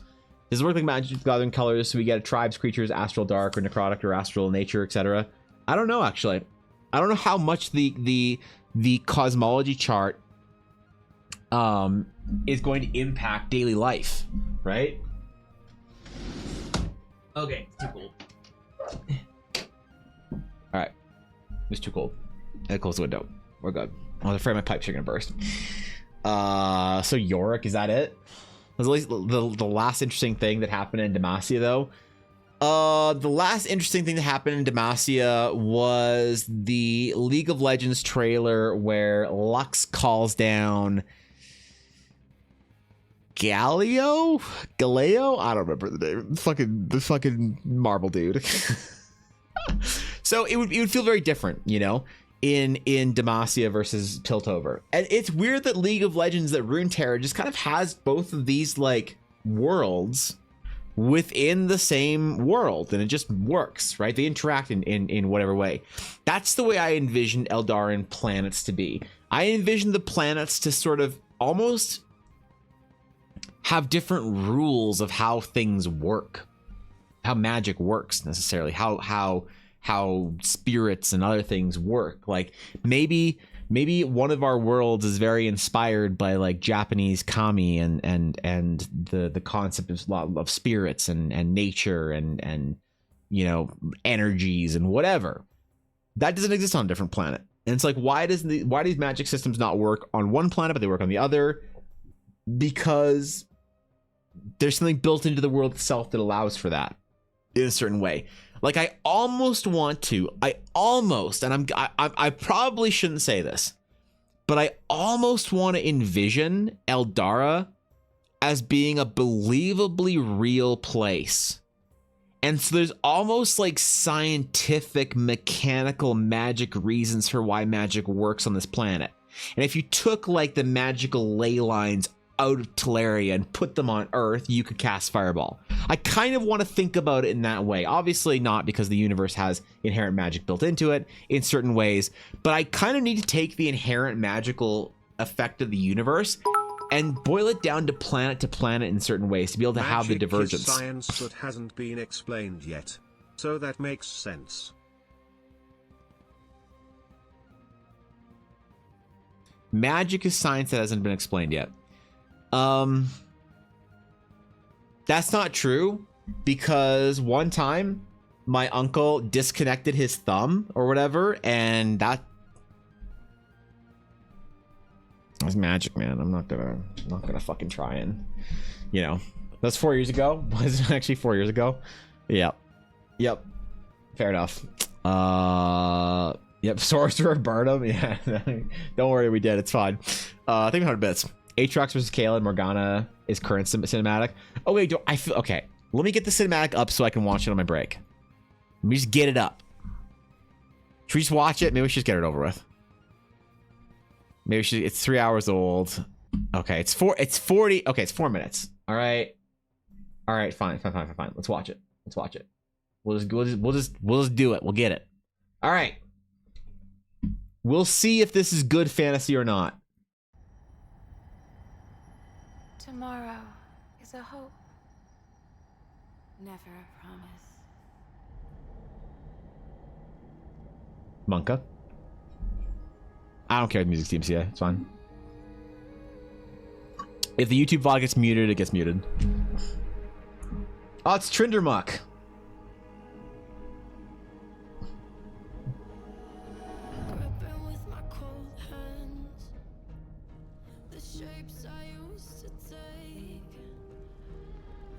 Oh, Purple Angels.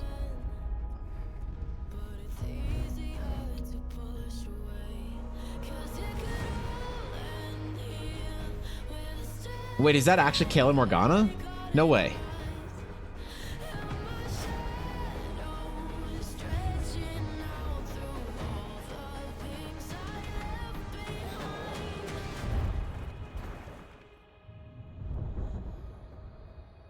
It is? Oh shit. Wait, when did Morgana stop being a bitch?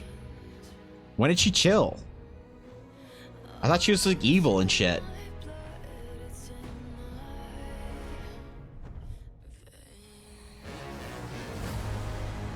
Oh, okay.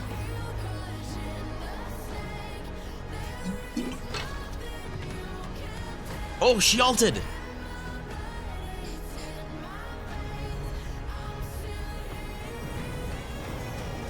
Oh, she leveled up!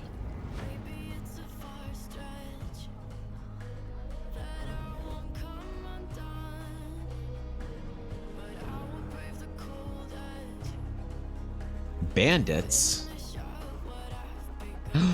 An old dude!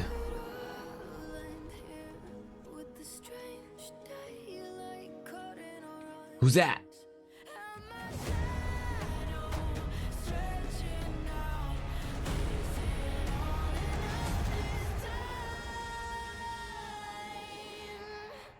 It's old Yasuo.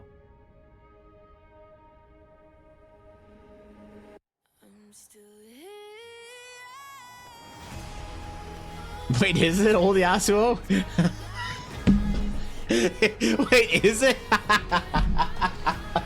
Oh shit. Okay, never mind. Oh, all right. Oh, okay.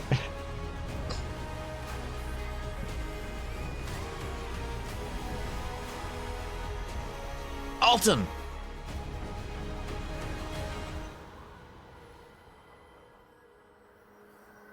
Possible future. Oh shit.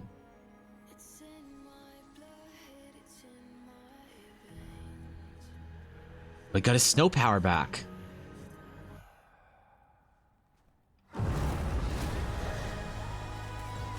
Oh damn. It's Kindred.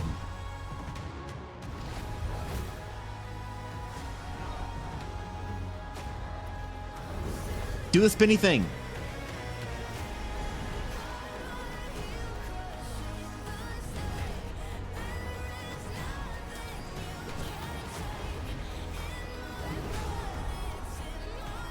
Wait, which one's bad? Which one's evil? I thought they were both good. Why are they mad at each other?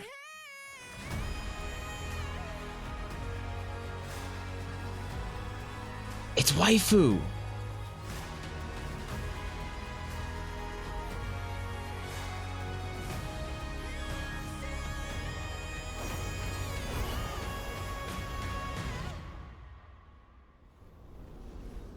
That was cool. That was cool. That was good. All right. All right. Cool. Cool. Good fantasy, Riot. Good yeah, jungler ganked. Wait. It's actually Yasuo though, right? Wasn't it? I was just memeing. Trin's good. Kindred's little Grim Reaper. So Tryndamere and Ashley of Fjord got married, right? That's or the Freljord or whatever.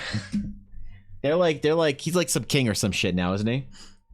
Kindred represents death. Maybe they wanted to finally collect Tryndamere, but he kept pressing R. Man, fucking Trin just inting.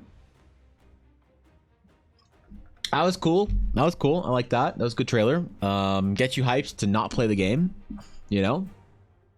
Gets me hyped to play ARAM every 7 to 12 days. I'll play one game of ARAM and I'll think, damn, I could be like that. You know? So that's cool. I like that. That was good. Kindred is a personification of death. So no good, no bad, but the wolf enjoys pain. Where lamp gives painless death. Oh shit. So the wolf is evil. Kindred's just a furry. Maybe the range half dead Tryndamere was hallucinating. Oh. Maybe. Why was he what half deaded him? Kale ragdolled into the wall. Yeah, that was pretty cool. Kale and Morgana. I don't know, the character designs looked a little I thought so are Kale and Morgana sisters or lesbians or something, or what's their whole fucking deal? Why? Because I know they have like a connection or some shit, but like what's they're sisters. Okay, got it. Yes, so they okay, so why is one just super angry and the other's kind of mad? Like what made them so mad? That's like the one thing I never understood about their dialogue when you play, because I play Kale occasionally and she's like kind of mad, but Morgana's super angry. And I never understood why they were so mad at each other or whatever. It's not, no, Sonya, it's not incest. It's, okay. Sonya, this is why you're not allowed to play League of Legends anymore, okay? Law and Chaos, distinction in their ideologies. So are they friends now in the story? They realize that they could be like, there's order and chaos or some shit? Are they gonna like fusion dance into like an ultimate form or some shit? Maybe lesbian sisters, so it's not like we'd have to worry about incest baby. That's okay. God damn it. Oh man. Okay. I deserve this. I did it myself. I mean, I have 2 League of Legends posters in my room, 2 big ones, and I have that one you can't see, but there's this really cool art of Morgana throwing fireballs at Ari over there, and I guess you can't see the one. Okay, here, hold on. Room tour. Room tour. There we go. Look at it. Look at it. That's Morgana. And that's Morgana's Booba. And that's Ari. And who else is there? And that's Ash. Right there. These are old League posters. Right? And that one is you got Lux and Lee Sin and Ezreal and Tiamo and Leona right there. So yeah, I got art up, man. I never adjust my camera because every time I fuck it up, it never goes back. I think that's right. I think that's good. I think it's a little tall. That's fine. Nobody, hold on. Let me. Yeah, it's fine. Okay, good. We're good. We're fine. We fixed it. But yeah, it's crooked. Oh, God. Okay, that's fine. As long as I'm somewhat centered in this small, version of it, then that's fine. Yes, we're good. Even Overwatch poster, I want everything I ever gave you refunded. That's not an Overwatch poster. That's a BlizzCon poster. There's not just Tracer on there. There's also Sylvanas and Stetman from StarCraft that nobody remembers, and the Diablo 3 Barbarian and Mechaterial from Heroes of the Storm, and the hot night elf chick from Hearthstone that nobody remembers because nobody plays that game. So, yeah. I always put a BlizzCon poster. Actually, I have multiple BlizzCon posters under there. Maybe I should change my BlizzCon poster.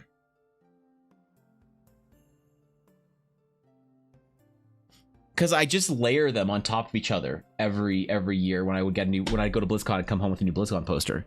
Maybe I should just go back to a previous year, change it up, flip the art around this room. To be fair, I don't even know what the previous BlizzCon posters that are under that poster are anymore. I've completely forgotten about them.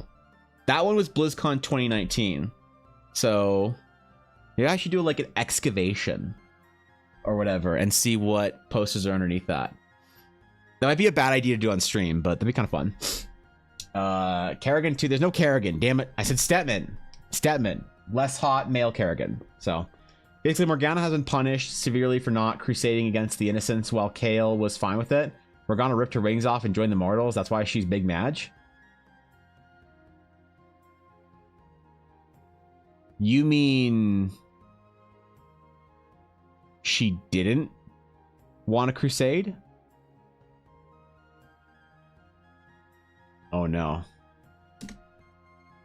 No nobis domine. It says you're a heretic. Jesus. Okay. Well, I think I'm pro Kayle on this one then. So, I should do some League fan art this year because this year I wanted to do more fan art for games and other things that I enjoy, and I think I should do some League fan art.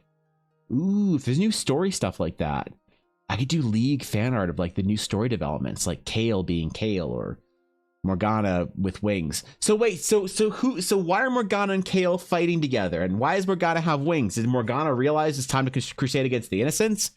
Or did Kayle like... I'm so confused, man. What the fuck happened? Which one of them chilled out? Or do they both just get mad? Or whatever. You can have your own art, no one will say anything.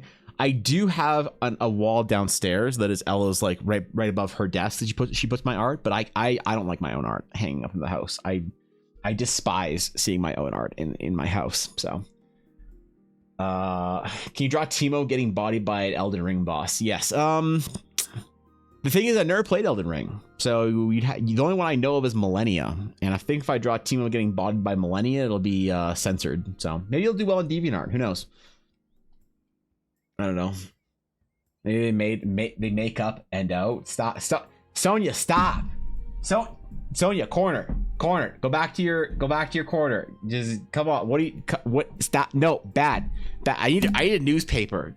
Can someone give me a newspaper to roll up so I can bop Sonia on the nose? Before her rings got ripped off. Kayle, Morgana, Aatrox in the past. Tryndamere, Ashe, and Kindred in the present. Yasuo, possible future. Oh. Okay, that makes sense. Yeah. You know, lore-wise, Millennium Team would probably be a couple. Ugh. Stop.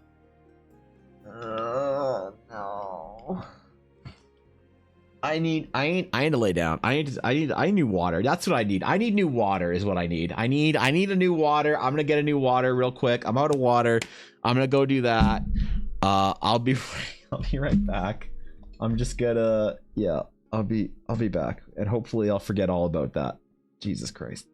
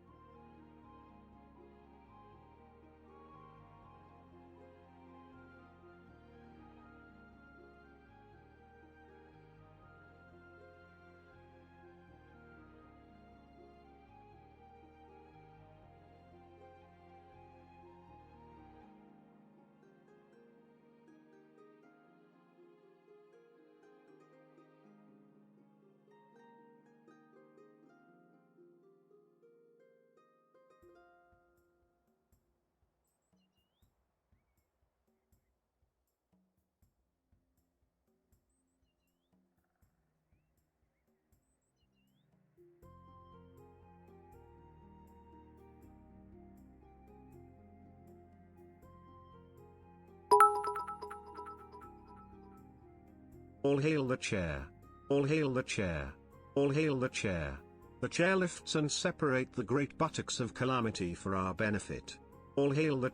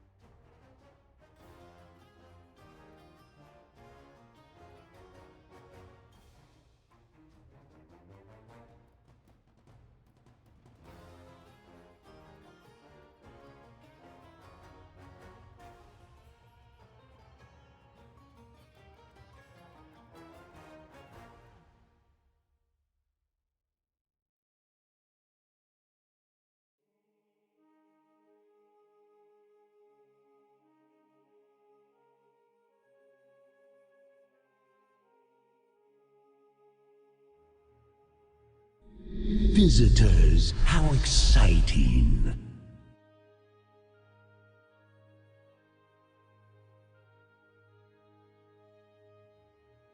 I'm back. I'm back. I returned. I'm good. It's okay. There's problems. We couldn't get the front door closed. It's minus 20 out. There are problems. Everything's falling apart. Jesus, Matt. Oh, fuck. Yo, what's up, dude? What's going on? Yo, how's it going? Well, yo, dude, bro. How'd the death night work out? Where did we get to today? Yo, if you guys aren't following the Playmat, please go and follow Matt. Matt's amazing. I enjoy Matt's streams quite a bit. I was actually watching Matt before I went live today, so I was secretly lurking. I was stalking. I was enjoying your class building. So always a pleasure to hang out in your streams. Thank you for the raid, dude. I appreciate it. Welcome in, everyone. We're talking about world building today and what makes for good and bad fantasy. In between me having to run downstairs because the front door wouldn't close, and if the front door doesn't close properly because it's like there's ice and shit, then that's really bad for us. So it's fine. We're good. We're good. Minus 20. You're in Berta. Yeah, I am in the cold highlands of Alberta. So it is minus 25 right now. So says my watch.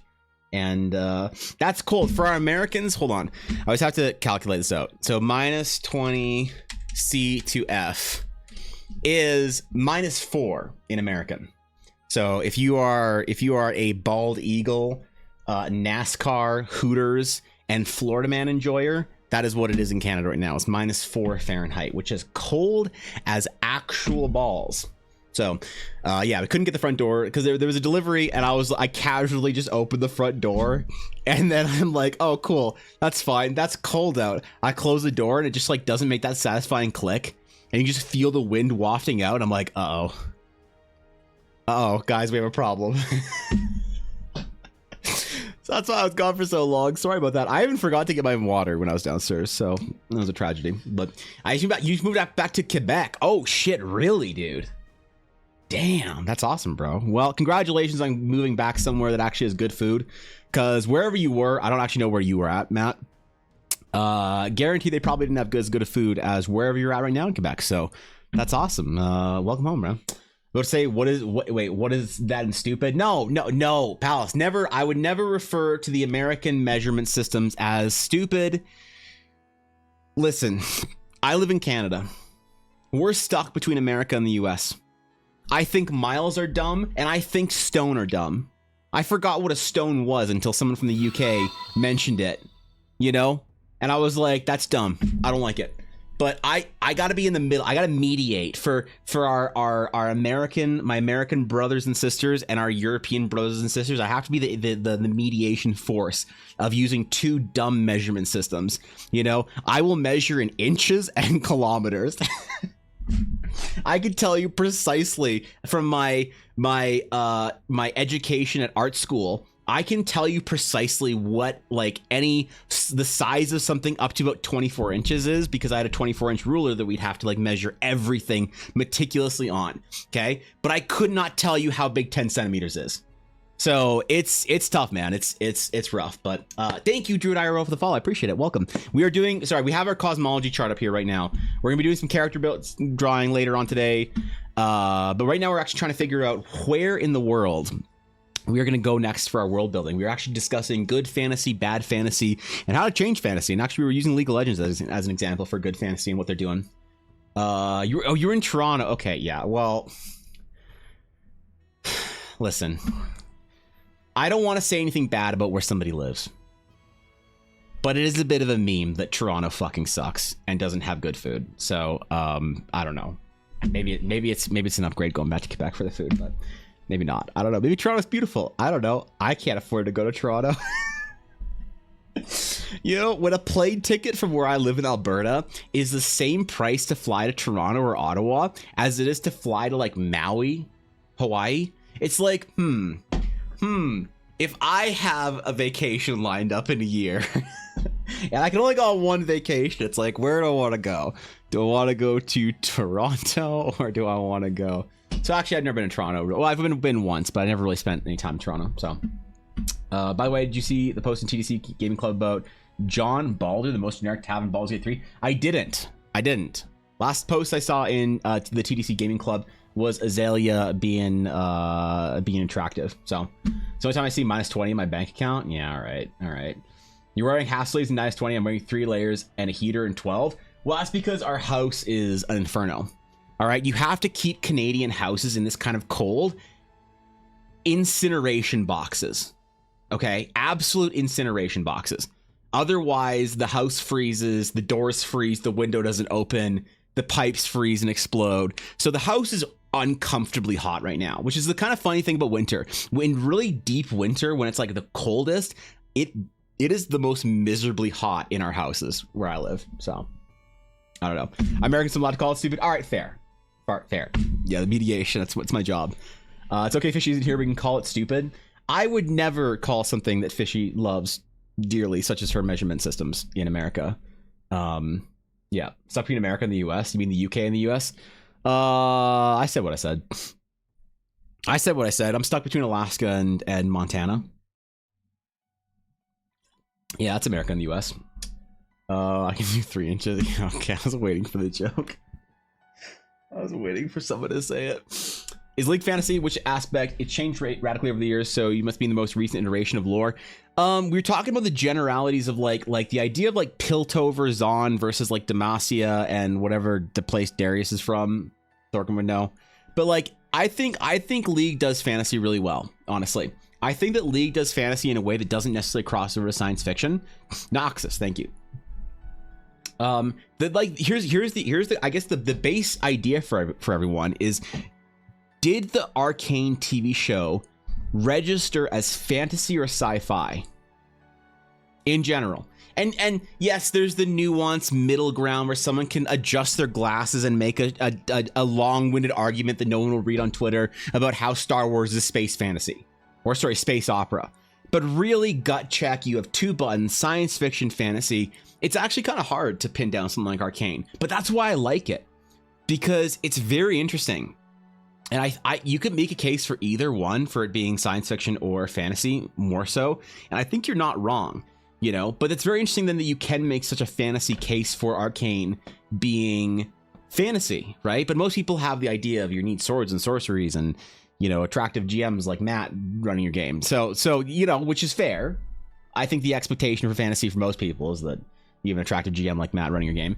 But if you don't, and you're just stuck in League of Legends, then what do you do? And I think it's kind of interesting actually, as like sort of an exploration. Like I think Final Fantasy 14 is a little bit more on the fantasy side of that kind of like sort of boundary. But like the whole point is, today we're talking about going to a new world, a new realm of Eldara, a new planet, breaking the mold a little bit, because I need a little bit of a break from Teleria. Teleria is great. It's fantastic. I need to develop it out. I need to create my classical fantasy realm that brings people in and says, hey, this is like a place you can relate to. Sure. But I want to start building some of the weirder fantasy places that feel like they're more of a departure.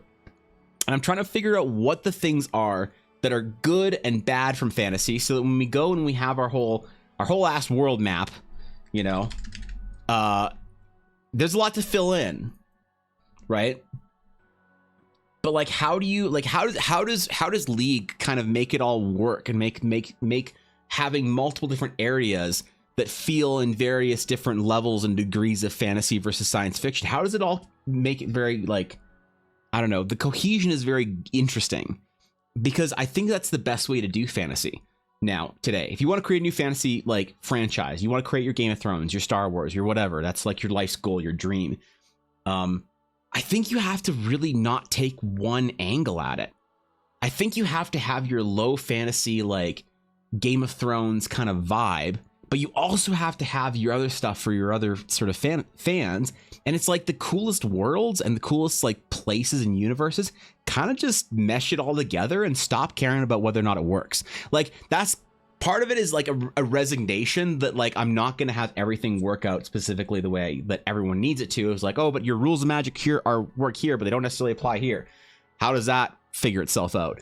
And it's like, I think you just kind of at a certain point in time need to take the few, like, you need to get it down so that your world makes as much sense as it possibly can to the most amount of people, and take the few people that it doesn't make sense to, and you shove them in a locker, and you call them nerd.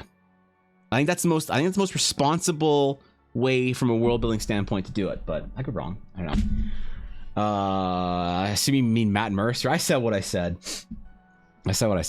LOL has it set up where they all can just do any genre without feeling out of place. Exactly. And that's interesting, you know?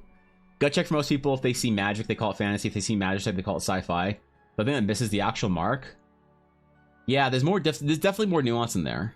It's both Piltover and Zon are more sci-fi, where the rest is fantasy and high fantasy.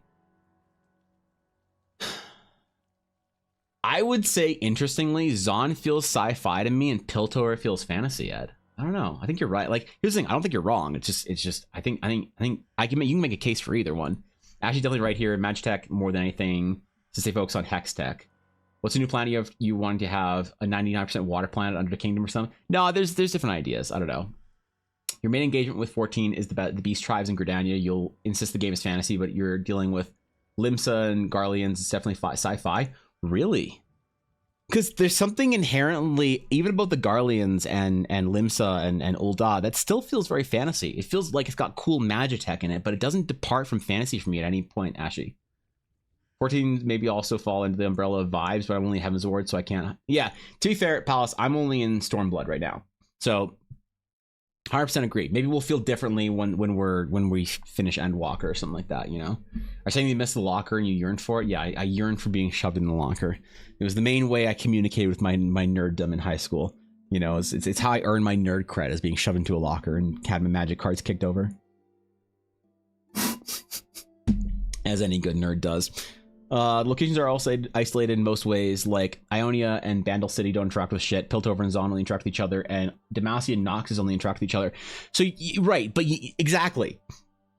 You create isolated systems. So when we have like part of the Realms of Eldara, the whole, like, the other side of this is creating a different world for each sort of fantasy storyline. So we have Teleria. This is our classic high fantasy, you know, our Magic the Gathering, our Lord of the Rings, our Game of Thrones, our D&D world, right? And then we have like Thorash. It's our Monster Hunter world, more or less, you know, to be blunt or whatever. We have our Coruscant city, which is our entire planet. That's an entire city. It's our Ravnica. It's our Coruscant. It's our Star Wars. It's our whatever. And then different planets that have different vibes. And I'm okay with having that because, yeah, I think it's important. If most of the stories are isolated to a world, they don't cross over too often, just like in League of Legends, they don't cross over all that often, then that's generally fine. But the thing that's complicated is when you have mechanics of the universe, of the way something works in the universe, you need to make sure they don't step on other toes. For instance, deities. If you have D&D style deities that transcend the worlds, that transcend the realms of Eldara, that can just throw a lightning bolt at this planet or that planet, you mess it up a little bit. It's like the deities work on one storyline with one planet, but they don't work on another planet. And so you need to either force in like a system that makes them isolated, like, oh, there's a void field around this planet and deities can't influence it. And you're like, oh, okay, man. But I think it's better just to have a system that works on all planets, right? Like how magic works. You know, magic, I've been very reluctant to define how exactly the mechanics of magic. And here's the thing, normally you wouldn't have to define the mechanics of how magic works because people just kind of accept it, right? But D&D players ask questions about the mechanics of the world that nobody else asks. And sometimes it's good. And a D&D player will ask you like, here's a question that makes you consider your world and it makes the world building better. But sometimes D&D players ask questions that's ultimately kind of useless. And again, it's like, well, I don't know. It just works. And they're like, well, that's an unsatisfying answer. And you're like, well, it needs to be, right? Like imagine a D&D nerd harassing George Lucas about the Force. You know, the mystery of how the Force works would then be ruined by like, oh, it's metachlorians and this and that and whatever. Like people hate the whole metachlorian thing. They love the Force when it was mystical. But like D&D nerds don't tolerate mysticism all that often, which is very interesting. So it's like you have to figure out when you're building a world that's supposed to be used for D&D and also general like fantasy development through your future of your own work, you have to kind of tell the D&D players to shut the fuck up every once in a while. So you're like, here's magic, and it works on this planet. Doesn't work on this planet the same way. This planet you use runes and incantations and stuff on this one. This planet you do like this kind of ritual thing, and it's like diminished. And it's like, well, why can I cast meteor on this planet, but this planet barely I can conjure little dancing lights? And it's like, you kind of have to shrug and say, like, I don't know, like I don't know, is it a worthwhile endeavor to try and dig in deep on like why it works in one world and doesn't? Maybe, or maybe it's ultimately a wasted endeavor or something. Garlands use robots and have guns, and while I do think they can be fancy, I'm very much calling out the average gut reaction. Again, it's one of those things where I don't disagree with you. I feel differently, but I also don't disagree with you. That's why I think it's so interesting. That's why I think it's so good, which is the same thing with Piltover and Zon. If you say it's science fiction or fantasy, I might personally disagree, but I think there's a very strong, compelling argument for both, right? I just know the Shattered Seas in the Southern Hemisphere. Is that important for some reason, Atari? Am I missing something? I intentionally made the desert around the equator, at least if I could. The most that I could. I made the Lemashire Desert around the equator. Which is weird, though, because I never really thought of the Elven lands as being equatorial. But it is. It absolutely is. I wonder if that changes things. Am I overthinking it? I might be. Biggest question mark about Runeterra, though, is does it actually work as a fantasy setting to fit something like TTRPG that requires consistency, or is it just a good world for its ability to accomplish what Riot is trying to accomplish with it? Yeah, could you see Runeterra being something that could be expanded upon? You know? 100%. Could Runeterra expand into like movies and stuff? Could other people write stories into Runeterra? The D&D's way around it is that deities only have influence and power where they have worshippers, which is an interesting way of doing it. 100%. I just don't know if it's a good way for my storyline. You know. We're at the same point then, yeah. Once it becomes more consistent for the MMO, I think we'll get a much better scope about Runeterra as a whole, whether or not it works or it's too diverse and inconsistent. Good point. The MMO is, I think, the first big... Because MMOs force you to have to expand the world out. Or maybe they don't. Maybe they just avoid it again. Maybe they say, here's the world map, and yeah, there's world over there, and there's world over there, but you don't fucking go there. And because players in MMOs have this entitled feeling of, I have to be able to go everywhere. But, like, I think, like, Guild Wars 2 did this a decent way. Guild Wars 2, and maybe Star Wars The Old Republic as well. I know when I invoke Star Wars The Old Republic, someone has an aneurysm, and someone also wets themselves. It's weird how you got both sides of the equation. I mentioned Star Wars The Old Republic, and someone needs to change their pants, and the other person needs to, like, take some medication for their heart. It's like, so, you know, calm down. But Star Wars The Old Republic did it well, where I think that they had in Guild Wars, where they're like, here's a zone that you can go to. Here's the zone. The zone is as it is. Enjoy your time in the zone. There's world around you, but this is where the game is set in this zone. And some people are like, oh, that's not very MMO of you. But I think it's a fine way of doing it, you know? Palace Void, thank you for the follow. I appreciate it. Welcome to the Dragon's Claim, my friend. Part of fantasy I don't like in Marvel is they have X-Men being born everywhere except when different stories are taking place. Right, yeah. Yeah, so it's like the systems need to work, right? You can cast Meteor on one world but not the other because the world has vegans, the other world is meatier. Somehow, even with Sienna in chat yesterday and Rock in chat today, that was the worst one I've read so far. So congratulations, Garthan. Garrus would work backwards. Wait, what? What are we talking about, Atari? I'm confused. I'm not smart enough for this conversation, I feel like. I need you to guide me through this like a I don't know, like Yoda guiding Luke through the fucking cave of the Force or some shit. Maybe Elflands have magics that push against the desert? Maybe. Yeah, I mean, not everywhere that's around the equator needs to be desert, to be fair. It's just a good way of communicating that heat and whatever, so... The Maelstrom would turn the other way from the north.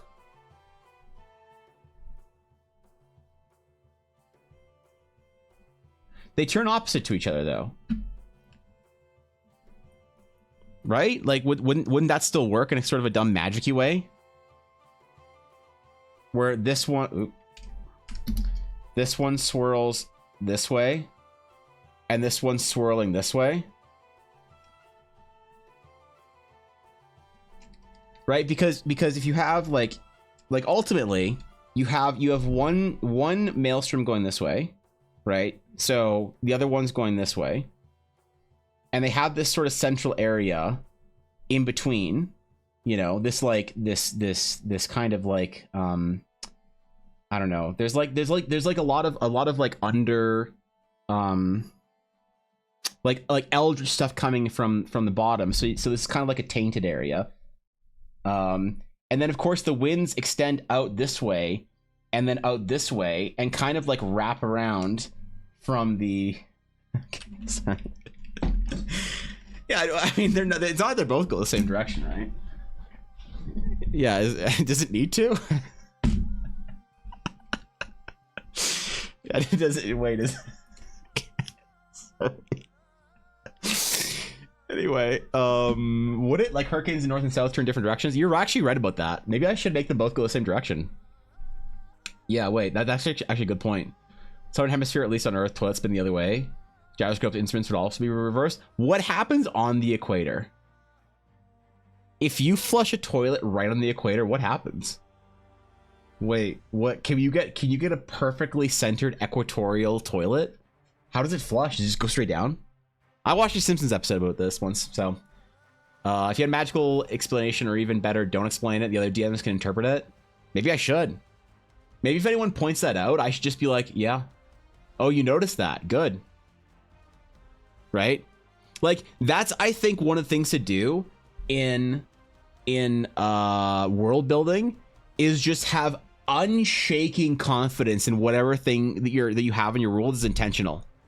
They're like, oh, by the way, Evan, did you know that the maelstorms going in your southern hemisphere should go the other way? You just say, you noticed that, did you? Okay. Very observant. Why don't you think about it? You don't fucking know. But, like, you just got to have some authority over it, right? Equator going through the middle, or of course be some funky ass abyssal domain thing. Yeah, maybe. I just thought the way I thought of it was I wanted symmetry. I wanted visual symmetry on the map. That's all. That's it. That's literally the reason I wanted visual symmetry. So, yep. Why not just make each world a little different? Why can't I summon meteorite here, but the other place maybe because the place is less and huge meteorite, so you're not powerful enough? Well, yeah, and so that's the thing. You got to figure out world to world how are you changing the rules of magic, right? But that it's not really conducive to your D&D environment. So you need to have sort of the basic. Let's just call it the basic magics required to run a D&D game or any other type of narrative experience, where players have agency and character creation. So whether it's an MMO, a D&D game, whatever that is, the basics of magic. You expect your druids to be able to have nature magic. You expect your mages to have arcane magic. You expect your paladins and clerics to have holy magic. The basic building blocks that are fundamental to how magic interacts. You need to have a system that sort of persists through all the worlds, if that makes sense. Why can I already see some crackheads go into this tainted area to use the winds to yeet their butts across the map? Listen, never, ever find yourself caught in between in the tainted area. Never go to listen, I had a whole raid guild for a long time in World of Warcraft here. All right, we were based right here. It was tough. But we did our best. We don't want to find out, Senix, okay? Appreciate the 100 bits, but it's not an experiment I'm going to enact myself, because I'm not brave enough. So, is there airships and skyships in Eldara? There is airship travel in this area only. And there's a magic system for that, actually. This area is... The reason why there are floating islands in this area is because the TLDR... I've told this story on stream 1,000 times, so I won't get into it too much for everybody. TLDR, there's a magical spell that went off in this area. There was a catastrophe. It was a mistake. It was an explosion that caused the crystallization of levitation magic in the form of sky shards. These sky shards permeate the area, and the spell that was cast originally also still persists in this area. So the entire area is a sunken in shattered ocean of cloud and sky with floating islands. Now, people have figured out how to use those sky shards to create airships that work within the Shattered Sea. Those airships can work outside of the Shattered Sea, but they require 10 to 100 times as many sky shards out of the Shattered Sea as they do inside the Shattered Sea. So if your average cost for like a galley, a flying skyship, galleon, or whatever, galley is like 30,000 gold plus 10 or plus 20,000 gold of sky shards. So a 50,000 gold, galley that can fly around the Shattered Sea. To go outside of the Shattered Sea, it would be like million, a million or more gold. So it'd be an unreasonably expensive thing. It could happen, and it has happened in history, but it's the way to keep air travel relatively easy in the Shattered Sea to create its own little small ecosystem and environment, but also to then not dilute or ruin travel across the rest of the world by just saying sky ships. Am I right? But that is an idea. Like one of the other planets that I want to work on, and I want to play a game. Oops, where is it? I want to play a game. One of these planets is going to be basically the entire planet is going to be the Shattered Sea in inspiration. So, shattered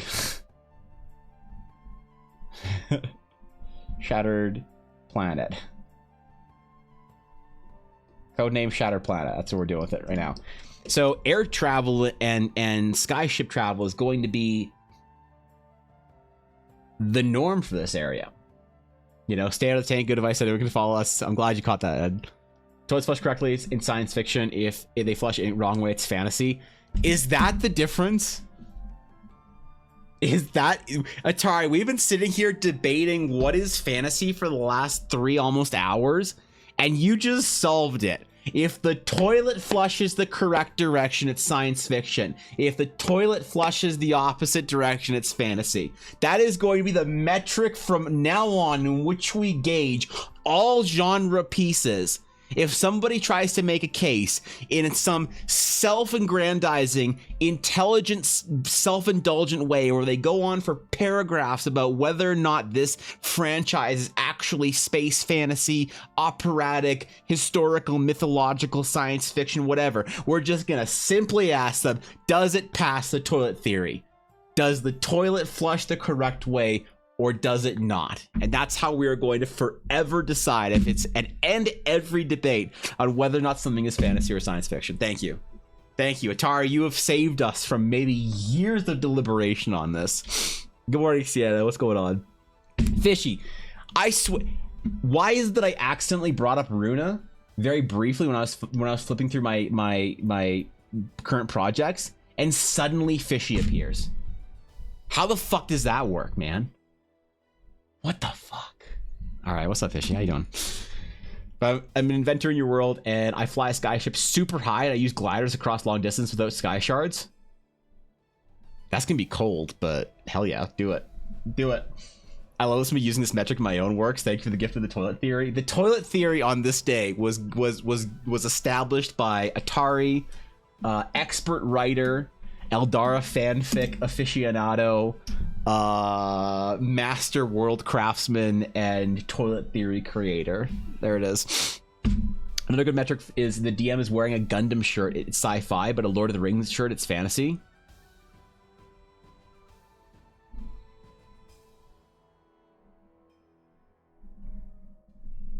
What are you saying, Fishy? What are you saying? What are you trying to say? You want to fucking fight? You think you're fucking funny? Yo, what am I? You think you're fucking funny? Okay, all right. Can somebody put her back behind the baby gate? Can someone get the baby gate back out here and put Fishy back behind there? I think she needs to be put back in the baby gate. All right, if you wouldn't mind, thank you. All right, cool. Why did you clip that, Biddy? Why did you? Biddy, no. Biddy, if this becomes my most viewed clip of 2024, Viddy, I will draw a character commission for you and also ban you from my chat.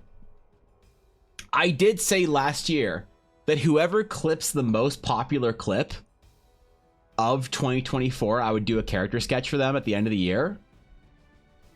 But if this is what it takes to get there, I don't know if it's worth it.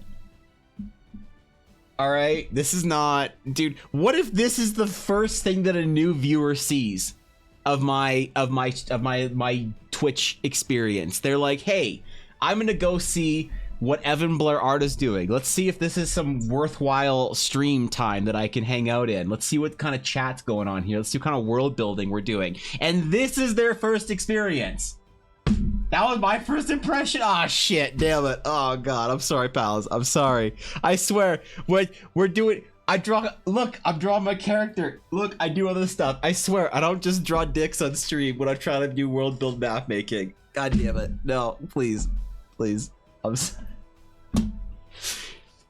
Anyway, this is. We need a new world. Okay, so. The vibes of this new world that I want to start playing a game on. Here's what I want to do. I want to start playing a game on this world. I want to start playing a D&D game on this unnamed world, and I want it to be completely undeveloped. I want to walk into it completely fresh with only gut checks and vibes. I don't want to have names for cities, civilizations, rules, races, whatever. I don't want anything set up specifically to this world. But I want to treat this like a sci-fi game in the fantasy setting. I want there to be basically, if I was to describe this world, here's the vibe I want to go for with it. The entire world is a Shattered Sea style world. So the entire thing is kind of like almost like a gas cloud planet where you can go, from land chunk to land chunk floating in the sky. Everything is based around air travel. Everything is based around sky ships, whatever, sky travel. But the world itself is just a collection of these endless, vast port cities and, land masses that can be easily traversed with air travel. And I want to see what my players do because I really enjoyed our Star Wars game that we played years ago. And the players were constantly wondering what's beyond the next horizon, what's at the next port. And so you could do this 100% with an ocean-based planet where it's like the entire planet is mostly ocean, but there's something about the air travel, the sky ships, the airship travel that unlocks something for me different. I don't know what it is yet, but I like it. It's kind of unique. The idea of you being adding a sense of verticality to the planet makes it feel like there's more to it, right? When it's not like you just, okay, this clip is just keeps replaying on my other monitor and I'm getting fucking distracted. Okay, hold on, I had to close this shit. So anyway, there's something about having verticality that allows you to have more land mass in there almost without having like while still having like a lot of space between like port cities and stuff. So I want to find a D&D group that wants to play that kind of sci-fi vibe. Like everything about it, I want it to feel like a sci-fi game, but I want it to have all the gut check passes of it being fantasy. And this is going to be a challenge for me. Floating lines of my world exist due to the surplus of raw magic energy that keeps releasing itself from its ore form. I love that idea. That's similar to the sky shards because you can mine it out and then the land masses sink, right? That's the same way I have it. And it's like a bad thing when people do that. They have to like choose if they want to like mine the actual thing, keeping their islands afloat, to make it by with like their finances or whatever. So Sky Pirates are fun. I agree with us. I vote Viddy is best VIP. Viddy does not get to be best VIP. Viddy is lucky that Viddy keeps VIP. All right, I didn't do the VIP purge of 2024. I was gonna purge all the VIPs and re-hand out VIP this year frivolously. Okay, that's what I was gonna do. Every year I was gonna make people VIPs and just wipe the slate clean at the end of the year, and then frivolously throw them out like fucking candy the next year. Just because it's hilarious, because some people desperately want VIP and then you just never give it to them for any reason. and then you give somebody who's like brand new VIP, and then they lose their mind and they send you a mean message on Twitter, or sorry, Discord. Anyway, may I put an application? Thank you. Wait, an application for what? For D&D? It's gonna be a Treasure Planet game. I can feel it. It is. I want it to feel like Treasure Planet the game. The like. I want to feel like a mixture between Treasure Planet and you can't play. You're busy all the time, Fishy. You can never play D&D with me because you're busy. What do you mean? You're busy right now. You're either in classes or streaming or hanging out with your hot emo boyfriend. All right, one of those three things. And on Prime D&D days, which are the weekend, you're hanging out with your hot emo boyfriend. Now, it'd be fun if we could get Simi to play too, but I don't know if we could. I don't know if we could convince him to play till like midday Saturday. Wait, actually, that might work. Wait, that might actually work. Hold up. That might. Wait, we might actually have trade offer 1 badge for a foam sword.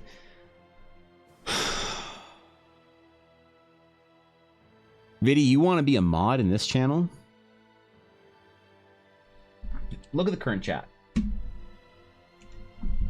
Look at the current chat. Hold on. Let me use a snipping tool. Look at the current chat. Hold on. This is the current chat right here, Viddy.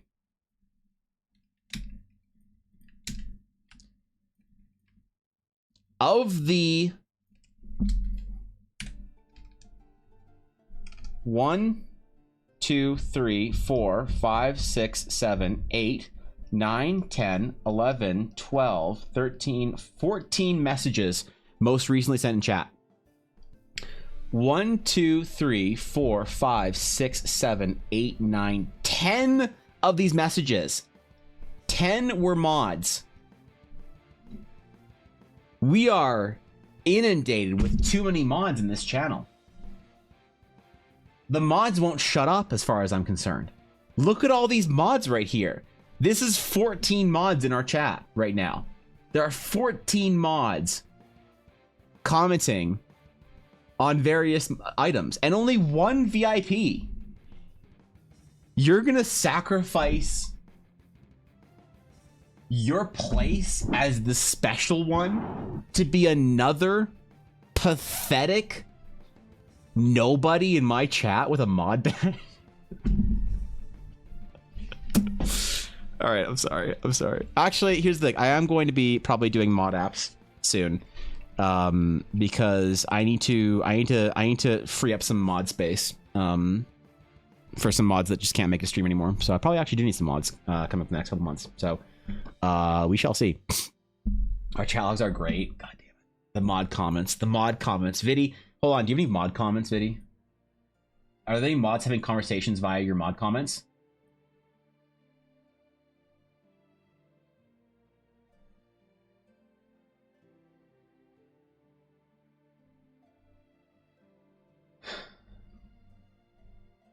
Viddy, your mod comments in my chat are absolutely useless. Not a single mod comment not a single one of the mod comments about you are actually about you.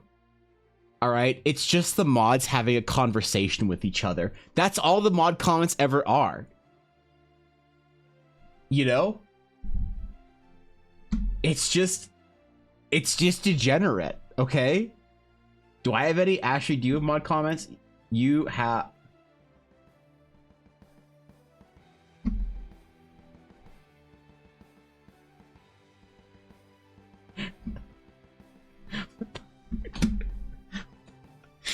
Yes, Ashley, you have mod comments. Are any of them actually about you? No. The only mod comment about you is what your previous Twitch name was. All right, that's the only one. That's the only mod comment, okay? The mods just the fucking mods use the moderation tools on Twitch just to have conversations with each other. It's so degenerate. I can't even, okay. All right, okay. Crazy, you do not have any mod comments, so no. Thankfully, you are free. You are. I love this for you. I don't, because the mods have secret palace. The mods have secret chats in mod comments. They plan things. I feel like I click on a person's thing to bring it up or whatever, and it like, and I'm like, why are the mods like flirting with each other in Garthen's mod comments or something? Like, I need to check these comments to see if there's like a problem or like something I'd be aware of with users, but there's just like 15 mod comments of Blaze and Cobalt calling each other attractive. It's not okay. Anyway, so this is Treasure Planet the game. So here's the thing. I want the vibes for this world. I want to depart from traditional fantasy. One way I want to depart from traditional fantasy is I want to include a lineup of new species into the world that do not feel fantasy whatsoever. Because I pose the question, why is it that fantasy needs to have the same boring shit all the time, but science fiction gets great new ideas for, like, you know, you look at the Mos Eisley Cantina of aliens in Star Wars, you know, it's crazy. You get Ithorians, like the Star Wars. I love the Ithorian. I love the Ithorian so much. This is the Ithorian. Why can't something like this be in fantasy? But for some reason, when you look at this, 9 out of 10 people would say that's from science fiction, not fantasy. And I don't get why. Why do we have these preconceptions that if they're too alien, too strange, too different, so furry? God damn it. No, we're not putting furries in this world, okay? This one's a furry free planet. This planet will be the weebs instead of the furries. Okay? We need to give them. Oh god. We're not doing dog girl. Wait, I can't help how attractive Guapo is. He's Giga Chad. Stop flirting with Guapo in Blaze's mod comments, all right? Poor Mudamus doesn't have any real mod comments. They're just Blaze and Guapo attracted to each other. It's just not, you know. I ship it. Speaking of ships, let's get back to the Sky Pirates. Yeah, there you go. So okay, so one thing I want to include is the idea of aliens in this world. Infurious, that's a rough call there, man.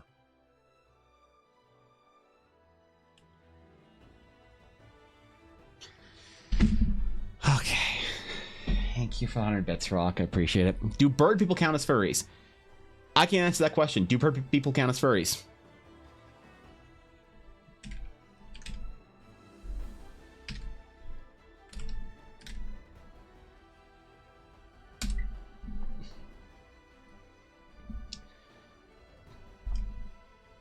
I did this character design for somebody like two or 3 years ago. Okay, 2 or 3 years ago. Excuse me, I'm dying slightly. Okay, I did this character. He's an Aarakocra, an owl Aarakocra monk.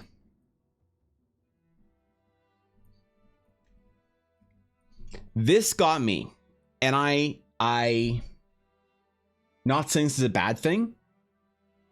I'm not making any moral judgment on this. This got me 3 requests for furry commissions. When I post this on DeviantArt, this got me 3 requests.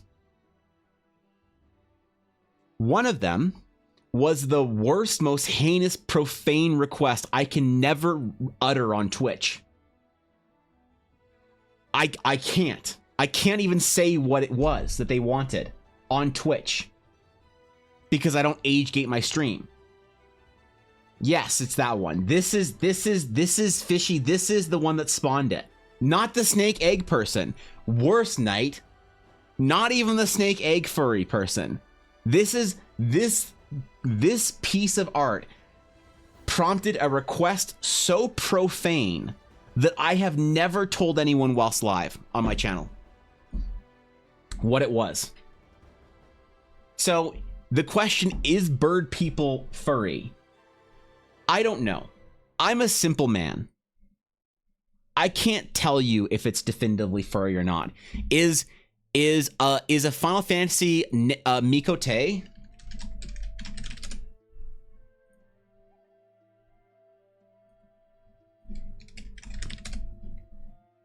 Damn it. Safe search blurring is on. Thank you. Thank you very much, Google. Fucking Final Fantasy degenerates. Is this furry shit? I can't tell you if it is. Okay? Is an Ithorian a snail furry? Again, I can't tell you yes or no. Is this Aarakocra monk a furry? I can't discernibly tell you yes or no. Furry guide has landed in the Discord. Okay, we'll look at that. Thank you, Biddy. I have my opinions, but I can't tell you for you and your personal decisions to whether or not this is furry shit to you. But what I can say is that bird people have landed me more requests with furry commissions than anything else. So that's where I'll leave it. In my opinion, yeah. But look, it's on you. Wait, okay, where is this guide video? Is this the official? Do I need to? Oh God. If whatever you post in the Discord video prompted a heresy, a fucking heresy gif from Thorkin. Anthro, any animal with humanized characteristics. Hybrids, creatures that are made up of two distinct species. Furries, any fur having mammal anthro. Scaly, any scale having reptilian anthro. True. It was the most heinous act ever requested of Evan. He could. He wouldn't. It was a croissant thanking Ella for bits. Dear God.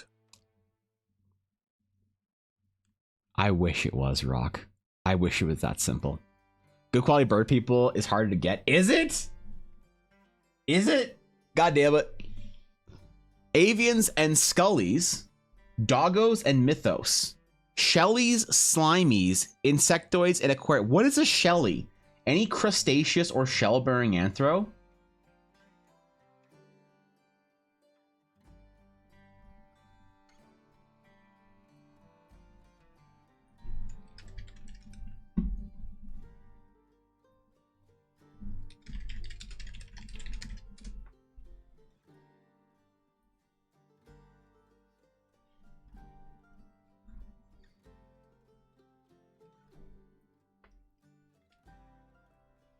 So the turtle pirate that I drew,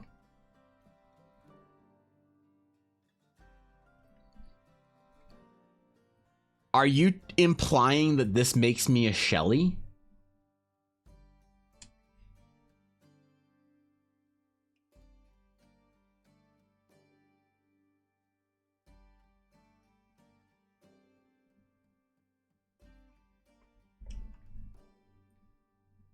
Hold on.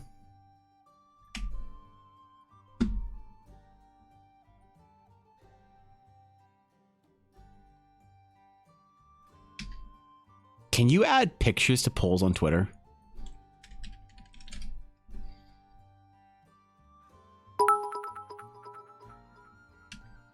Do I hear a type train on the horizon? You Choo, can't. choo, choo. You can't. No, stop it. Stop it, Rock. Jesus, Rock, 300 bits. What the fuck? Rock, you don't have to do that, man. I'm just happy you're here, dude. You don't have to be throwing bits. What the fuck? That's a lot of bits. Thank you, Rock. Goddamn. Thank you, bro. I appreciate that. Hold on. I need to make my unhinged tweet for the day. Does this make me a Shelly? Wait, is it Shell? I just learned this word today.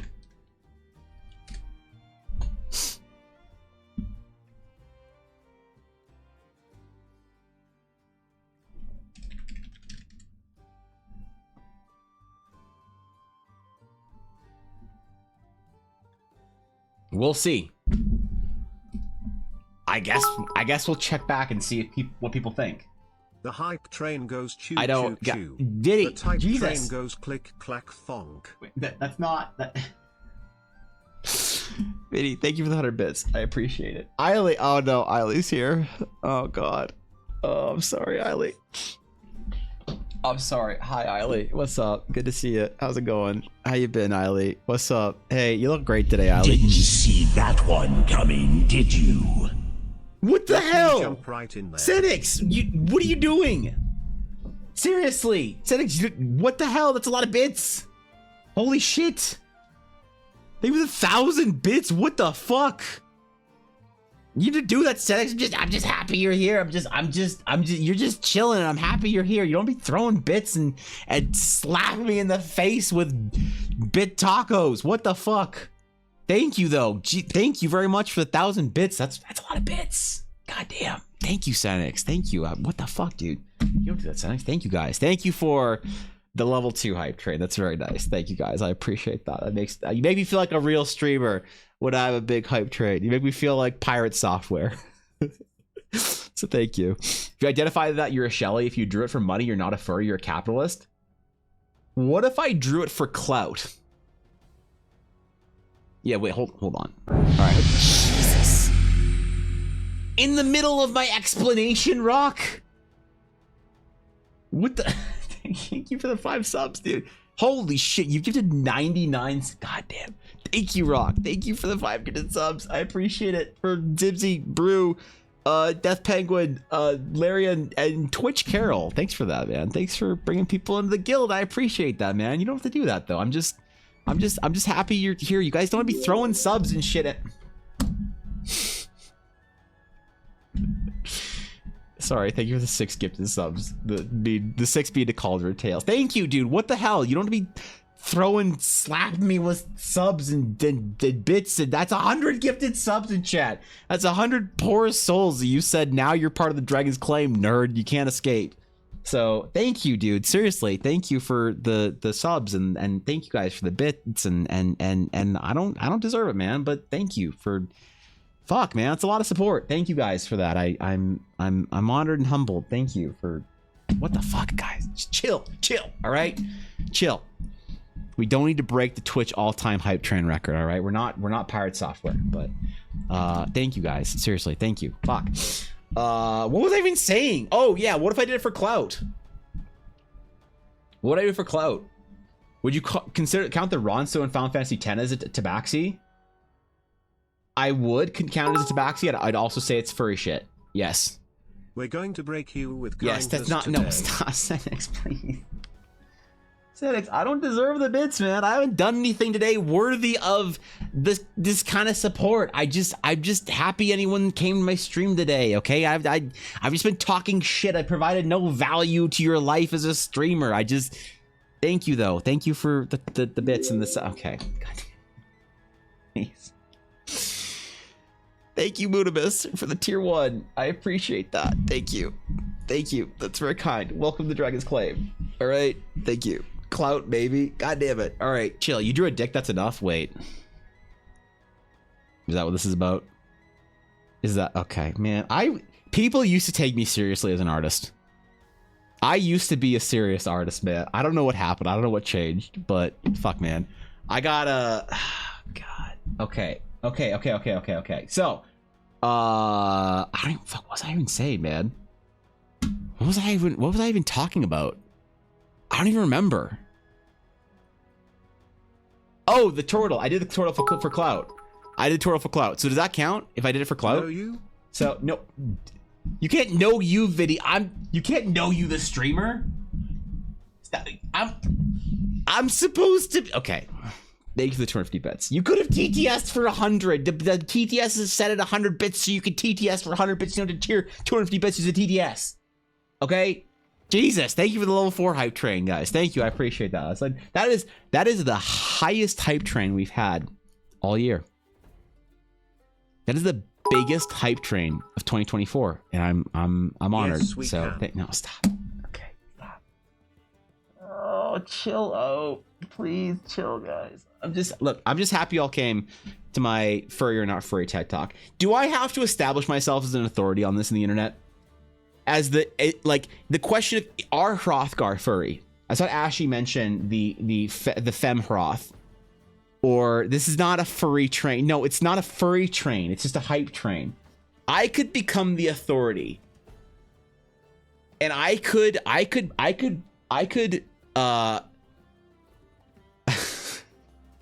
establish myself as the ultimate arbiter of whether or not something is furry or not furry on the internet. That could be my for aid and bits and subs. All aboard the furry train, choo choo rah. It's not just because it's a hype train and I'm talking about the identification of furry shit does not make it a furry train. I'm not a furry. I don't even play a cat girl in Final Fantasy. I've never played a cat girl. I've never played a tabaxi. I don't know any of this shit. I don't even play werewolves, okay? This isn't furry shit. This is not a furry train. This isn't a fucking... This is a safe space for the discussion academically of whether or not something is or isn't a furry. It is not a furry train, okay? I feel like I need to... What if somebody came in, some brand new fucking person is just like, wow. Wow, what a great stream. Wow, what a great stream. Oh, never mind, the stream's a furry, I'm out of here. Not that there's anything wrong with being a furry. I'm just saying it's not me, okay? I don't play Hrothgar. Remember Brad fucking... God damn it, you are. Oh, fuck. Guys, you're embarrassing me in front of the new Dragon's Claim member. Stop. I'm not a furry, okay? I don't have... Okay, listen. That was one time on a Halloween stream, and I had to dress up. So I VTubed as a cat girl, but as the official arbiter of what is or what is not furrydom, the cat girl VTuber is not distinctively furry. It is weeb shit. Okay? Very different. Look, okay, we're gonna make a... You know what? You guys need some education on this. You guys need to be educated. All right? We're gonna use some examples here. Fine. I'm gonna sell this once and for all. Ooh, that's not what I want. Official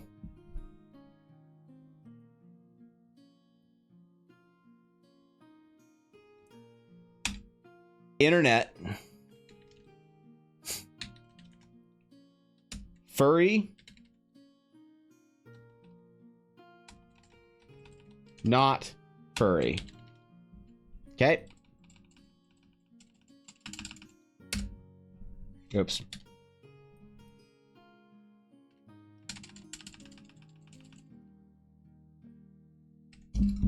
All right.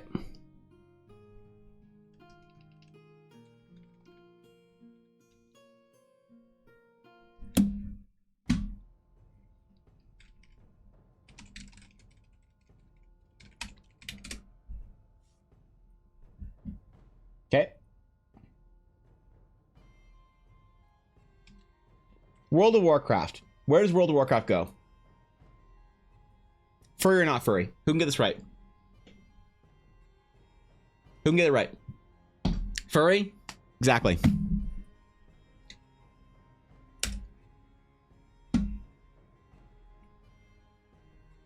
And why is that?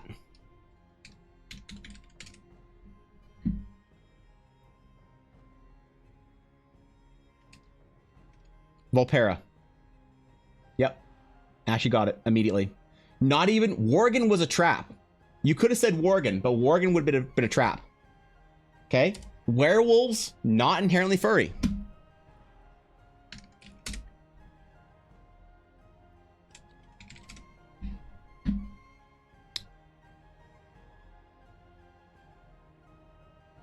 Next one. We'll do like 3 or 4. Oops. We'll do like 3 or 4, okay?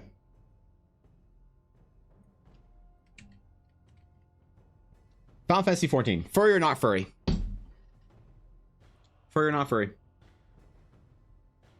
Furry? Furry adjacent? Furry 100%? 100% furry? Hrothgar? Close.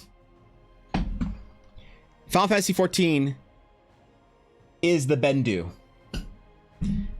The light and the dark, the Jedi and the Sith wield the Ashla and the Bowgun. Final Fantasy is the one in the middle, the Bendu. Because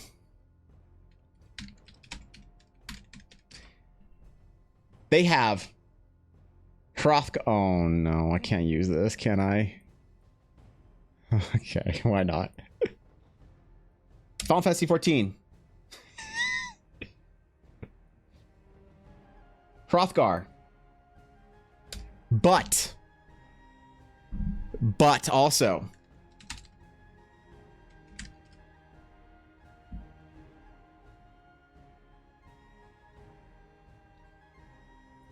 Mikote.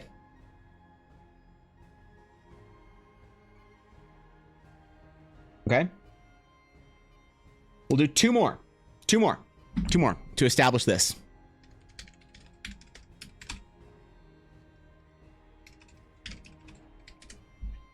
Okay. Genshin Impact. Furry or not furry? Furry or not furry? Genshin Impact. Not furry. Not furry. Weeb, but not furry. Correct. Not furry.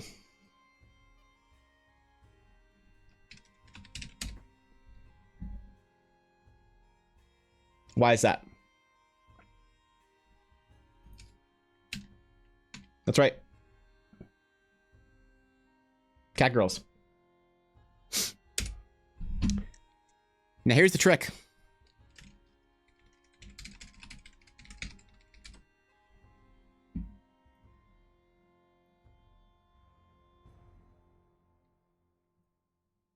We'll use this one. This is the perfect one. Dungeons and Dragons. Furry or not furry?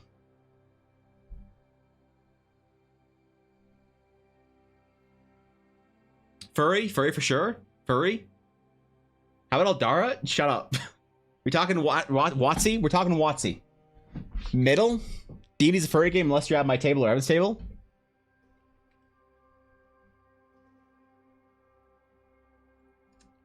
Furry.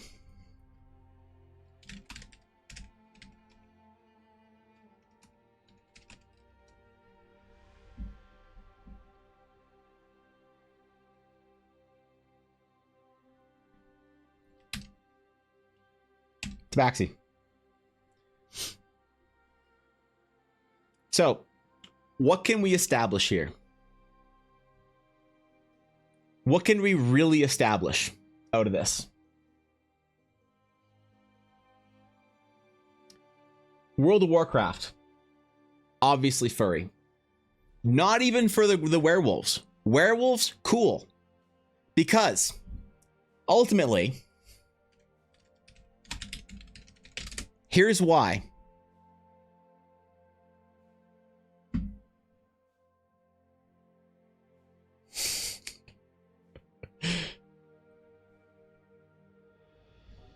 Here's where people are gonna get tripped up here, okay?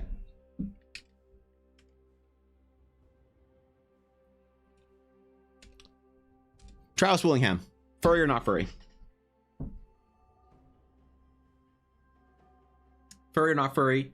Travis Willingham of Critical Role plays the character Chetney, turns into a werewolf. Furry? Furry? Big furry? Furry? Nope. Nope.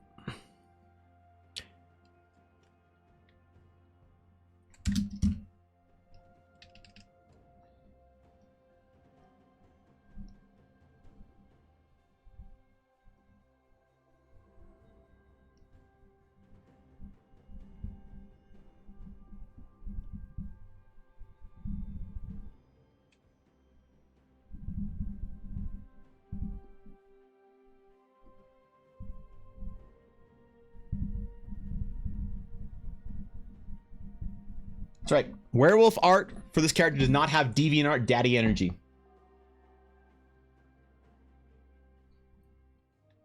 However, just like Final Fantasy, we put him in the middle. He skirts the line. And if he makes one wrong step, he falls into furrydom.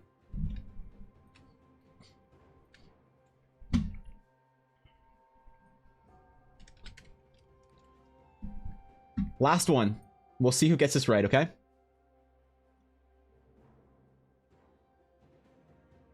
We'll see who gets this right. This is that was a bit of a tricky one. We'll see who really gets who. We'll see who keeps their chat privileges.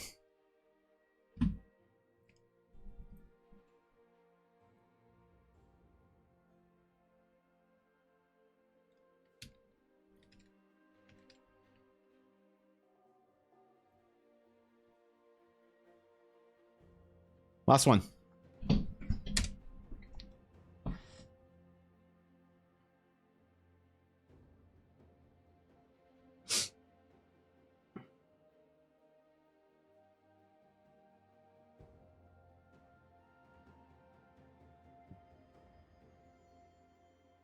What do you mean the middle?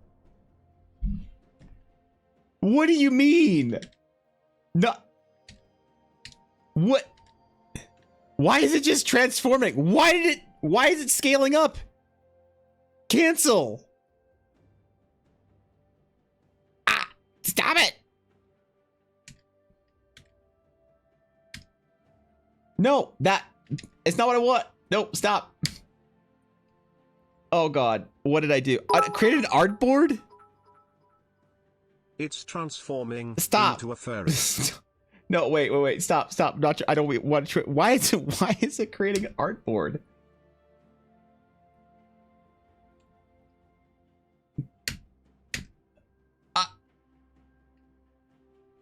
Okay. Oh God, my.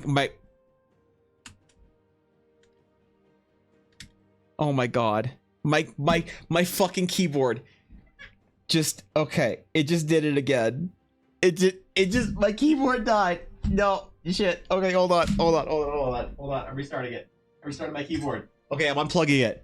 It just needs to sit for like 5 minutes and I can plug it back in and it'll work. It did it. It literally did it in the middle of that shit. Oh, I'm dying inside. I'm not a furry. I'm not a furry. I don't want to get in a fursuit and have them weird man do things to me in the hotel room. You can't make me. No. EBA is distinctly and definitively in the not, according to Vinny's chart, your logo is a dragon. Okay, dude. Listen.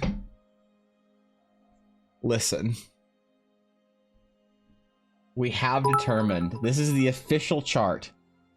Maybe the real treasure was the furries we made along the way. We didn't make any furries along the way. I have never admitted to ever accepting a furry commission. Okay? I have never openly admitted to accepting a furry commission. All right?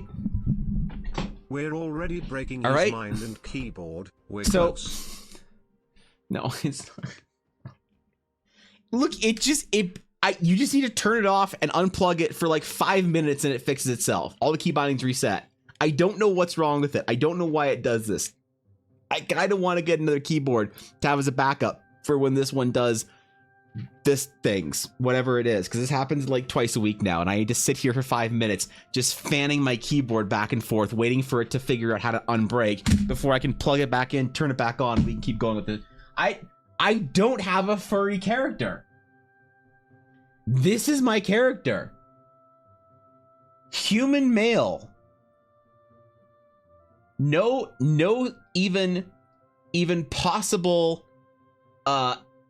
emblems No cat ears. Nothing. You do a snake lady with eggs inside her. I didn't draw it. They wanted me to draw it. I never said I accepted that commission. I've never admitted to accepting that commission. Okay? So, look. Definitively, the chart has spoken. I am an authority on this. I am a trustworthy figure on the matter. I can definitively say what is and what is not furry shit. Okay? And so the chart is not wrong. I have spoken and you all agreed with the logic. Okay?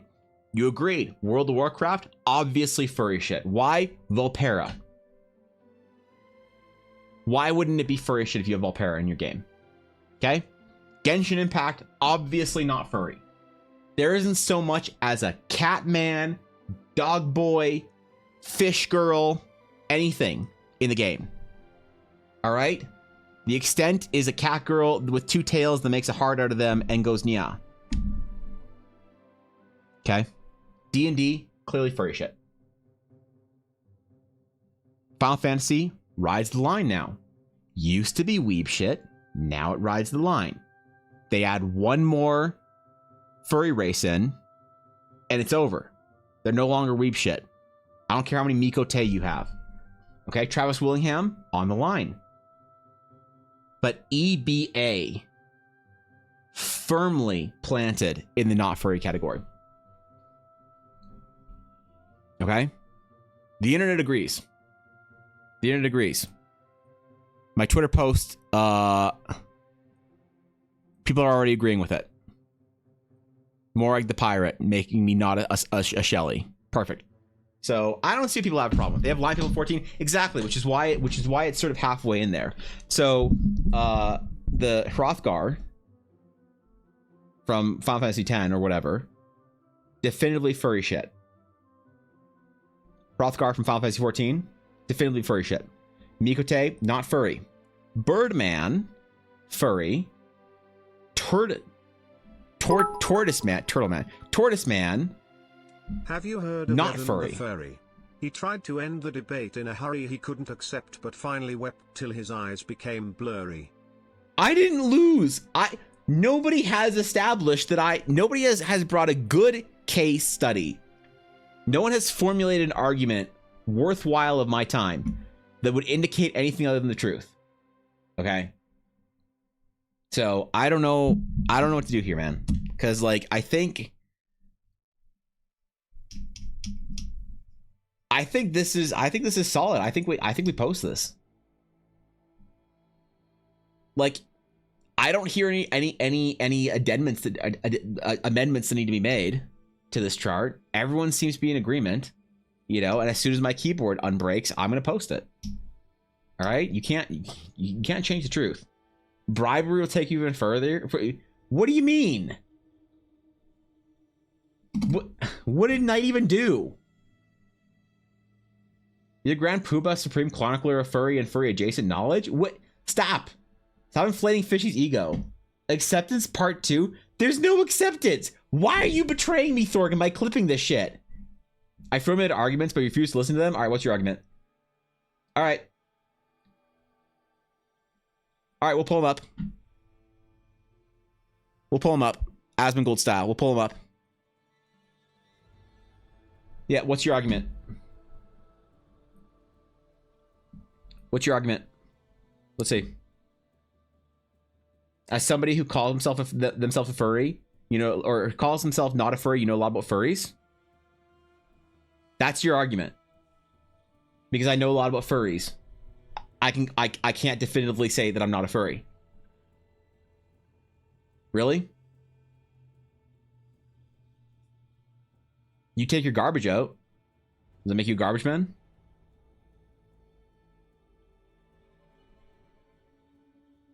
Case closed, man. Why do you have 7 mod comments? Why the fuck do you have 7? Why are the fucking mods having so many conversations in people's mod comments? Oh, God.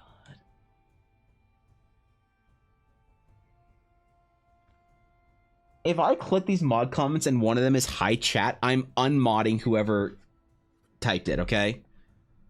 No, all right. I'm not opening up mod comments on stream, okay? I actually have an argument for why Evan isn't a furry, but we'll make him mad. All right, Fishy, why isn't Evan a furry? All right, well, we'll bring you up too.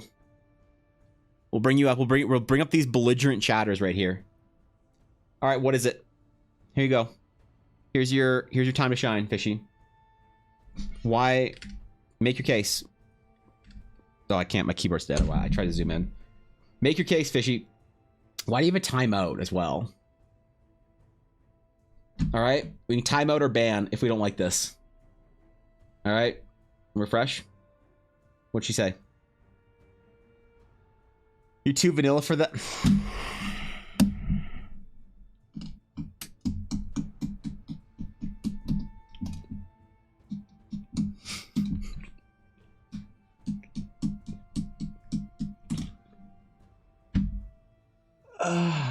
God, I don't even know what. I don't even. Why do I even go live, man?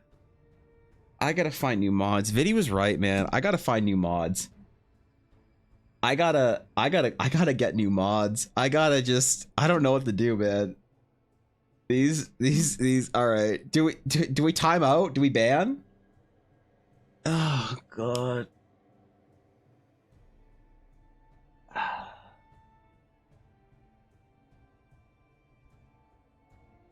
You know, once I was regarded as a serious artist. Once I'm not making Fishy an editor, Garthen. Once I was regarded as a serious artist.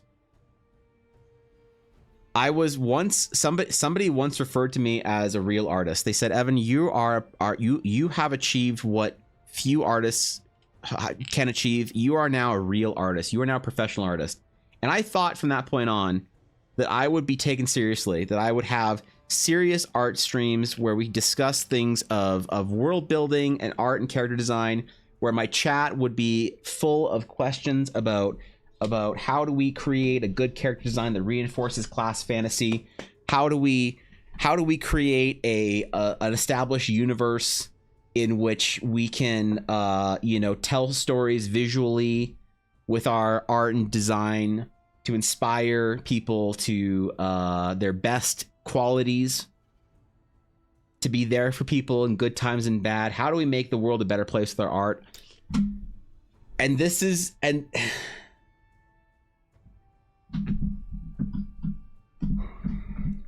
like, part of me wants to screenshot this and make my Twitter banner. That's like, okay, all right, let's try the keyboard. Let's see if the keyboard works now. I'm taking a week and a half off next week, just so you guys know. I'm gonna be off next week. I'm not streaming for an entire week and a half, and you guys can't stop me. So, all right, close that. Okay, let's try the keyboard again. Let's try it again. We're gonna try it again. We're gonna turn it back on and plug it back in, and hope to God it works. Going to a furry convention It next does. week. Okay. Say less. Okay, it does. It worked. It worked. We got it. Okay, all right, we got it. I'm not going anywhere, Rock. I'm staying at home and working for an entire weekend and a bit, and I'm not moving from this chair. I'm gonna be working for put it in the middle. Come on, don't. You really want me to go in the middle?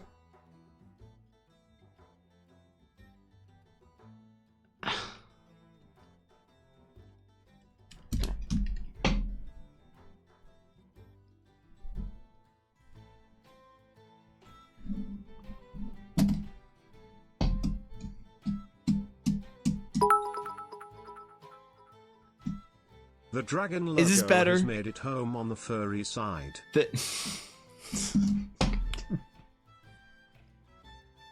Dragons aren't furry shit. Slightly more to the furry side? No. Nope. It's not.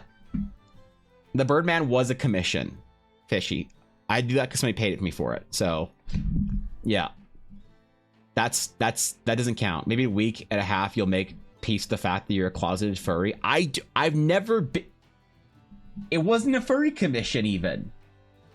I'm just saying, link I shared is definitive proof of one side. I All love right. how the line has Evan Blair on one side and Art on the other.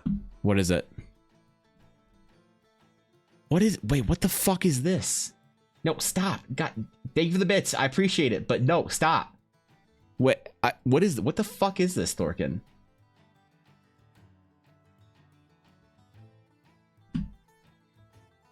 We traverse the Goldwood Plains in search of coffee stains, where we can get lots of caffeine. I haven't seen this in Your years. efforts have been doubled. We have never been troubled, as we search for something never seen.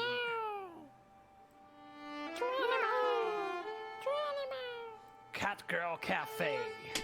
It will be ours one day. All the ears and tails you can take. If we trek and yo, trek, we'll you got- find a reward You got it right. paid in kind, as catgirls are never a mistake.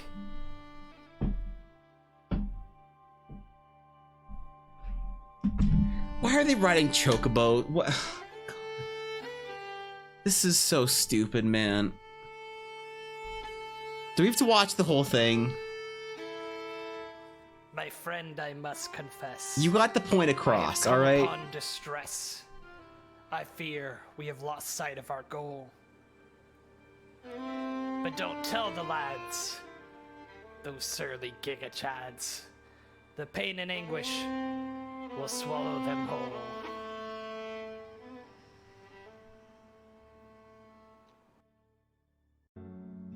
What's this?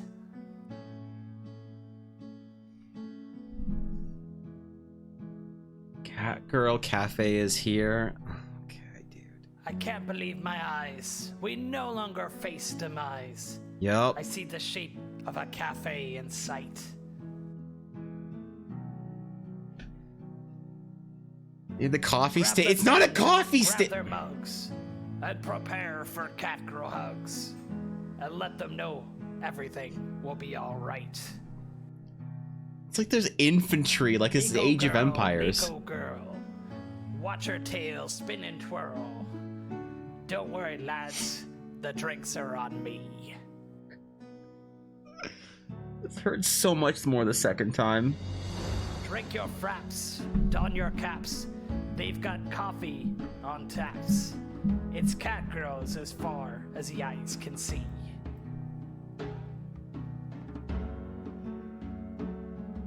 This video is a memoriam to Captain Catgirl and his Chocobo riders. Now they ride on in our hearts and minds.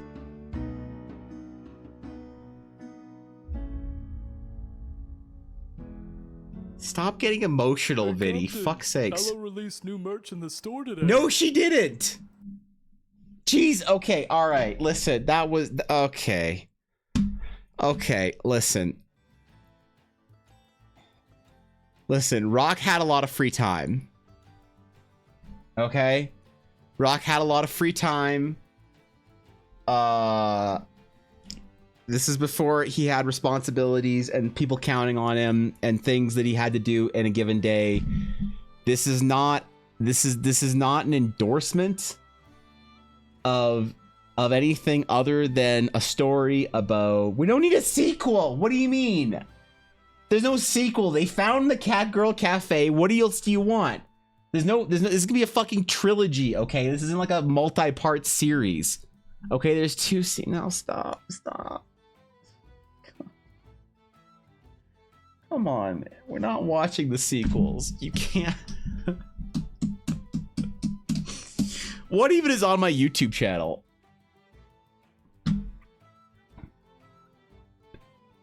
Videos? Slow zombie luxury. They're just videos of Rock trolling me. These are all just videos of Rock trolling me. That's all this is. And they say making decent art is difficult. Well, we're gonna have zero productivity goals Yo, today. And when Yo,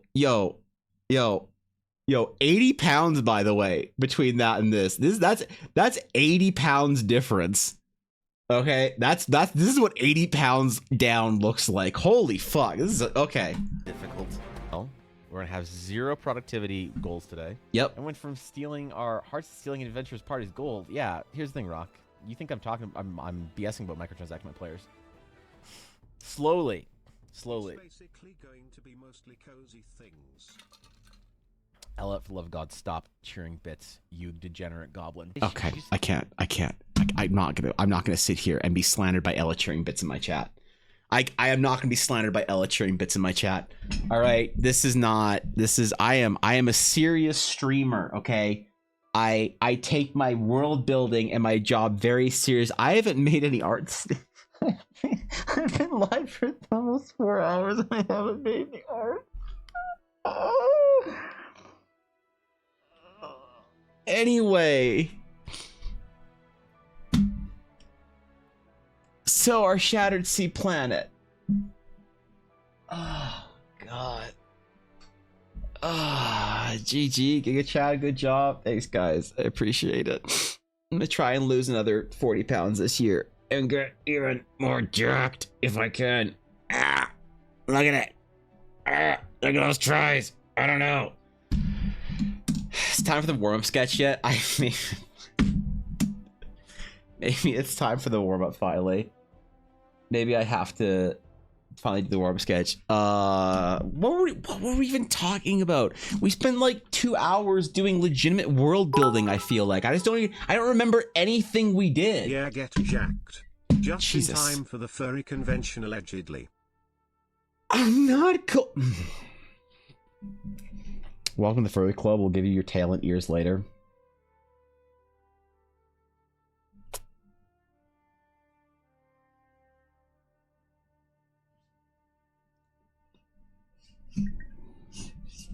I'm deleting my stream. Maybe I'm just gonna start my 2 weeks off or whatever, and I'm just not gonna come back. I'm just you guys aren't gonna see me for like 3 years. I'll just go live on a different Twitch channel, different name, as like some VTuber that I change my voice. 2024 Eldara FurryCon. No. There's no Eldara FurryCon. There are no furries in Eldara. Okay? I'm a serious streamer, says the furry, not furry chart on stream. What else do you want from me, Steve? This is definitive, important. This had to happen. This had to happen. I'm sorry. I had to respond to allegations today. This was not my choice. This was a necessary project so that I could definitively place myself where I am meant to be on the not furry side. All right. Not furry. The example I can give. I'm going to kill this once and for all.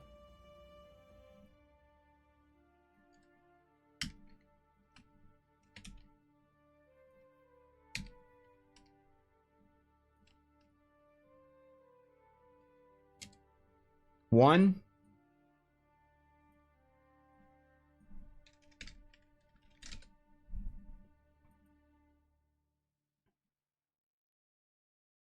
What? Did Photoshop just freeze? Oh my god. Oh my god, it froze. Oh, Jesus Christ. Oh my god. Holy fuck. That scared the living shit out of me. There we go. It's a sign?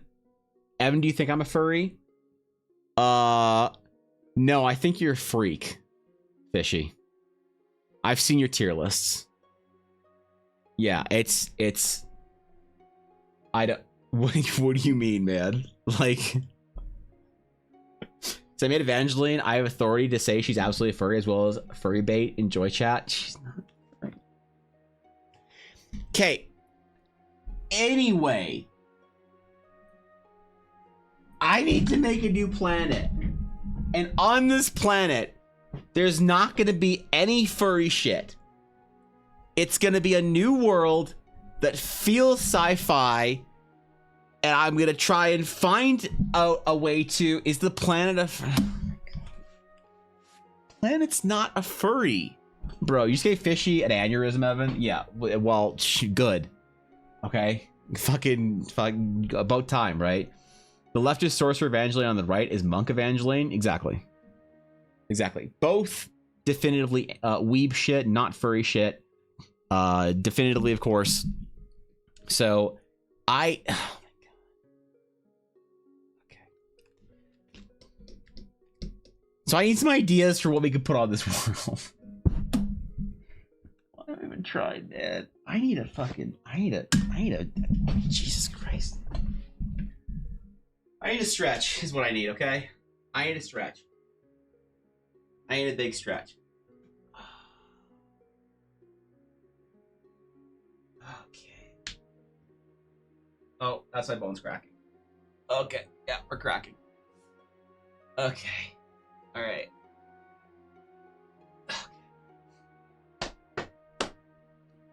Alright, so we need some vibes here. We need vibes for our sci-fi new planet adventure. Treasure Planet, absolutely. Treasure Planet, starting vibe. You know what I want the vibes to be?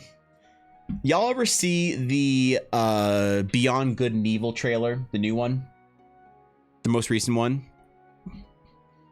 Alright, let me get this. Let me show you what I mean. So hold on. Treasure Planet. Where's a good Treasure Planet thing? Perfect, right here.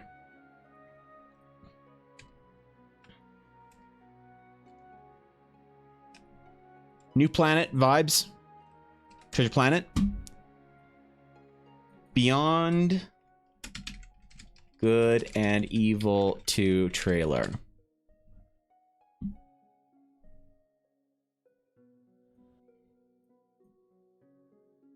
Where is it? Where is it? Where's the cool end part? Where's the spaceship?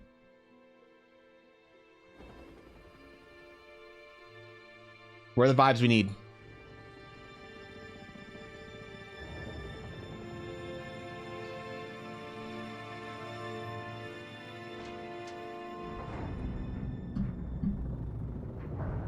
These are our vibes. Right here. It's about bloody time. Where is it? Let's see what we've got. Just wait. Oh shit. Oh shit.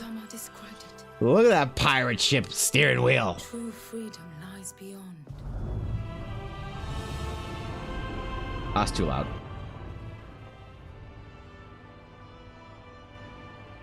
These are the vibes right here.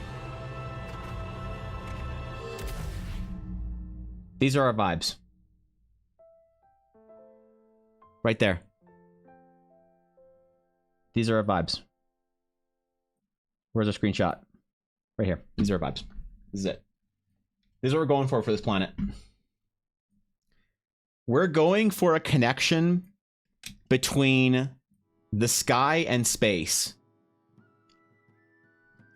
Because space is fucking cool. Okay. The entirety of this new D&D campaign can be summarized up by this one screenshot. No, the game didn't come out, Thorkin. It's perpetually TBD or TB whatever. I think it's secretly canceled game since there's been no info for the last 7 years. Probably, unfortunately. Yep. I love Treasure Planet. I want to cosplay Jim eventually. That'd actually be really cool. That'd be a good one. You know like Captain Harlock? Captain Harlock.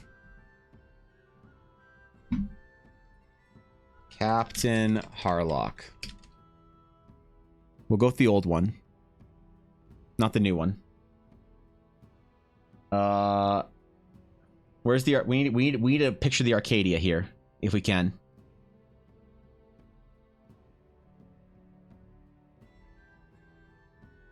Actually, this one's dope. We'll do the new one.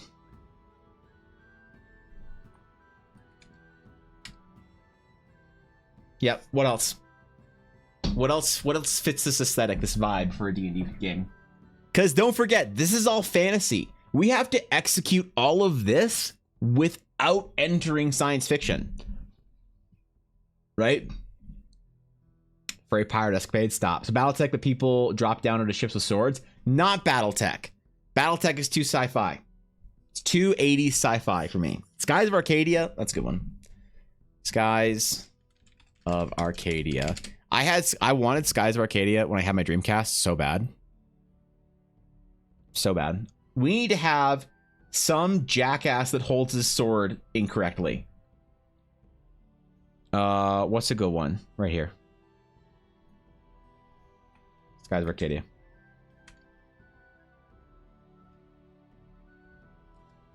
Now, what is our potential risk in crossing over the science fiction boundary? I think flying ships. I think space being a theme. I think all of these things are all right. The potential risk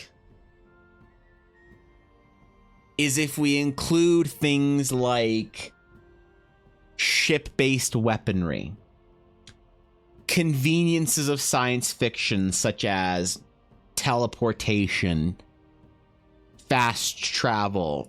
A lot of the sci-fi elements from science fiction are actually, if you really think about it, the conveniences of science that make it science fiction. A lot of it comes down to how do you manage a full-on like galaxy? Do you have transportation that is faster than light? Do you have teleportation? How do you interact with space? If we never interact with space, we don't have to have a lot of this shit. We can have mostly a seafaring culture like this within a fantasy setting and never break the mold. Everything is magic powered. It's magic based. It doesn't have to like, you know, you don't have to have your ship's quarters can feel more like cabins, and your entire aesthetic can be port towns and cities that are stacked up onto each other. And we don't need to ever sort of like have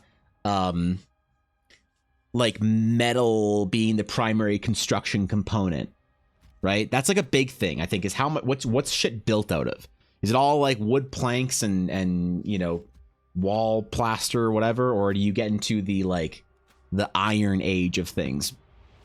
Battlefield from 12. That's a good point. That's a good one too. A lot of actually nerds getting mad. They will. Proof for serious feature for races. What do we got? One needs a rebreather. Another needs to be blue skinned people. Another needs to be four-armed race of some kind. Precisely, and exactly. Why is your... Okay, there we go. We're good. Black powder weapons. Does black powder advance fantasy too much for people? Because I've thought about this a lot. Does the idea of black powders in the age of cannons remove the sort of charm of the medieval ballista and bow too much? If you have black powder cannons, does that imply everyone's going to have pistols? Or does one not necessarily need to cross the line? Right? Because black powder pistols do exist in Teleria. They're just very, very rare. And most people don't know how to use them really all that well. So, open lots of world building questions, logistics, why is interplanet transport used more, etc. But you could say the same thing with plane, shift, and teleport cities or circles. Yeah, and I think, Guapo, the main way I'm planning on handling interplanetary travel between the realms of Eldara is gateway technology. It's gonna feel more like Stargate than it is like you're not gonna sail between one planet to another. There's no spell jammering like that. You know, there's only going to be gateway travel, and I'm not sure if the gateways are also gonna be limited in size. The gateways might be limited in size to just sort of like people and carts. I don't know if the idea of like a grand sky ship flowing through a gateway between one world and another is something I want to explore too much. Maybe that'd be interesting, actually, you know? Perhaps a scythe that's also transformed into a sniper rifle. Stop. Damn it. God. Fucking Vinny trying to ruin my world building. Post by Satyr Pirate in Stream Topics. He used his fire sprite companion for lighting cannons. All right, what do we got here? Sky Pirate Satyr. What do we got? We have more heresy purging. We have, these are not damn it, Rob. This is the wrong type of 40k GIF. God damn it. Longo, there's a chart designed specifically for what is being discussed on stream. Yes. Yeah, I agree here. Normal human with cat ears, and tail, claws, and changing the facial structure. Absolutely furry shit. Good job. It's perfect. Damn it, why'd you screenshot it like this? It's my Satyr Pirate used his fire spray to ignite cannons. That's dope, dude. That's fucking dope. I love this. This is great, actually. What the fuck? This is cool. I don't normally like satyrs, but this is great. I love this art. That's cool. That's really cool. Actually, I dig that. I dig the idea of the familiar assisting the captain in, I don't know, cannoning or whatever. Depends on the person how it's statted. Depends on the world. Like how Percy Derolo did from Critical Role was handled for gunpowder. Yeah, I guess are pistols commonplace is a question. Although I kind of had this conversation, I think guns of any sort really scare people when they want fantasy, but like a wand of chromatic is literally just a gun. Yeah, it's funny how the application versus the aesthetic is a thing. Right? Like if you have flintlock pistols that do flintlocky things, no one has a problem with that necessarily being more or less powerful than a wand. But a wand is still like, or like a hand crossbow. There's something about it that feels very fantasy. And like black powder, like I need, okay, what's a reason? Let's just brainstorm this concept here for the actually nerds. If I want cannons in my world, but I don't want flintlock pistols, what's like a good explanation for why the flintlock pistols are very rare and it is still an age of the ballista and crossbow and bow and whatever else, but not the flintlock pistol? What could we possibly say would be the force that drives that in a fantasy setting that allows for the use of those sort of lesser or older or more archaic technologies alongside with things like the flintlock pistol? My rationale for it is that in Teleria, what I have said previously is that it's very uncommon to find black powder. It's very hard to make. And so it's very rare and expensive and not reliable enough. And so although it is a feasible weapon, it's definitely just not widespread enough. Difficult to make, cost, fine machine works, too difficult to make. Powder isn't concentrated enough to be viable in such small quantities. That's an interesting way of doing it. Making it an alchemical problem. You've seen the Shadow and Bone bridges gaps between fantasy and technology quite well. I think no, I haven't, Mutimus. What is that? Too rare resource. Shy away from gunpowder. Run some sort of magical energy or magically infused crystals.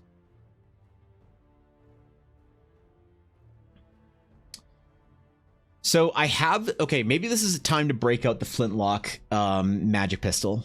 So I had an idea for a magical pistol that was used in like, it's like lost technology. But basically, you know how how flintlock works is basically you load you load a bunch of gunpowder in, whatever else bullshit, ball in the front, and then the flintlock like trigger clicks, the hammer hits the plate thingy, whatever, makes a spark, ignites the gunpowder inside, explodes the projectile out. I had this idea for like sort of a magic tech whatever pistol knight thingy that loaded like spell spheres, like you'd be able to concentrate spells into little orbs, like into little like sort of glass orbs that you could use in different situations. So you could use it with sort of a Magitech type solution where you would load the like magic like orb sphere for like a firebolt into your like pistol, and when you shoot it, when you like engage the flintlock, instead of it hitting a flint or whatever, it shatters the spell sphere and blows the spell out the front of the barrel. So you can fire fire bolts or ice bolts or whatever you have ammunition for, and more intense spells would require more like difficult to find or difficult to maintain components or whatever. And so you could load, like, you have, like, you know, imagine these like soldiers on the battlefield. They have like a bandolier of fire bolts, like you'd carry ammunition, but they also each have like a fireball. You know, it's like, oh shit, you need to launch that fireball. You load it up and, you know, shoot a fireball. And I thought about it'd be cool to have like a character uncover one of these. So I actually began giving my players in runes these spell orbs, and they didn't know what to do until one of my players like threw a spell orb at somebody, a firebolt spell orb, and they threw a firebolt and it just exploded with firebolts, you know, and just dealt damage to the immediate area or whatever. And it was pretty cool. So maybe this is the place to bring back that sort of technology, because it would be rare. It's inherently magical. It doesn't necessarily cross the black powder line. We can leave black powder for things like cannons. And then you can have individual characters with the pirate aesthetic of having pistols that people like when you have pirate D&D, without necessarily needing to cross that line. We still keep it magical, you know? Functional mechanics, maybe it's not gunpowder, rather crystal of some kind. Small enough crystal cannon can be found to miniaturize the tech. The runes for explosions, force needed for projectile propulsion cannot be made small enough. That's a good one, actually. I like that. Cost and inconsistency, unsafe to transport. Imagine carrying around something in your pocket that could blow your leg off, or if you're hit by a firebolt that has a huge recoil and low accuracy. So actually, Ashley, you make a good point. Perhaps the commonplace use of fire magic, like firebolt, would be reason enough to not carry any black powder technology on you. It's like, you can have a flintlock pistol, but you have to carry a little bag of black powder on you, right, to reload your pistol. But that's probably a bad idea if like a druid can produce flame or a wizard can firebolt you. That's like probably actually pretty bad to walk around with, you know? Shadowbolt actually does a good job of it. I've never heard of this shit. Wait, what is it? Just put cantrips level 1 spells in firearms, magic missile, hand cannon. The crossbow themselves have to be enchanted by a mage, or the ammunition. Yeah, so it's the same idea as the sort of the magic. You can go and you can like buy ammunition spells from the local magic ammunition store or whatever, and buy like cantrips for very cheap or whatever, you know?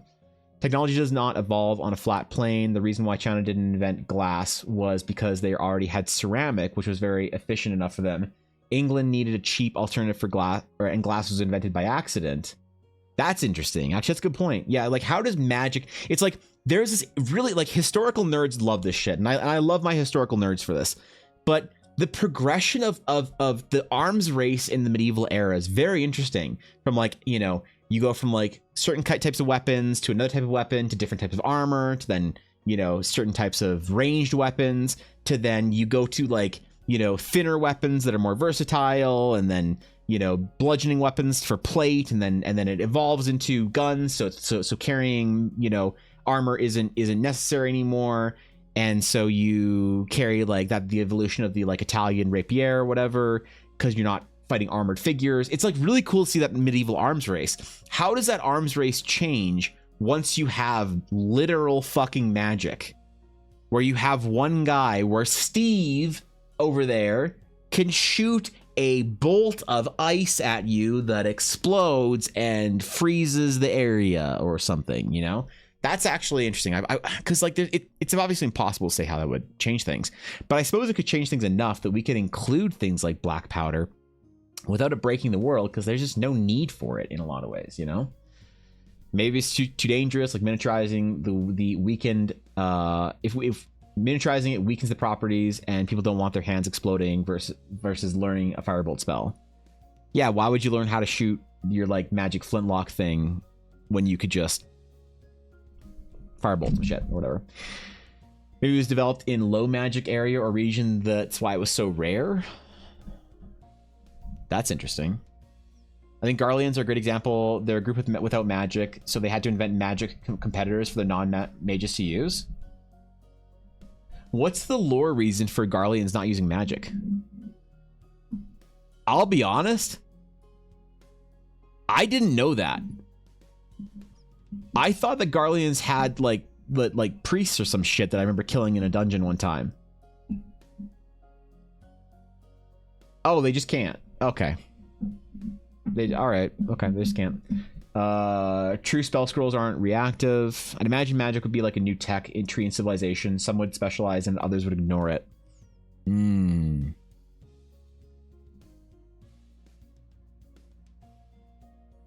the progression of how dangerous magic can be.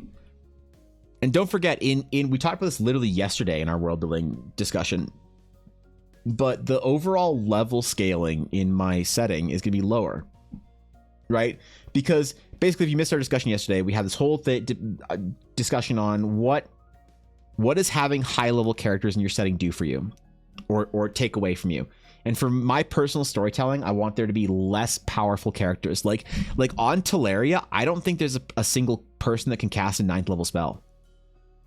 You know, but if you have like adventure, like level 20 adventures everywhere, then like everyone can like cast Meteor Storm and true power word kill and fucking, true resurrection, shit like that. Like it's just like the power level gets insane once you have like the ability for characters at to be that high level to be a commonplace thing, like in Critical Role.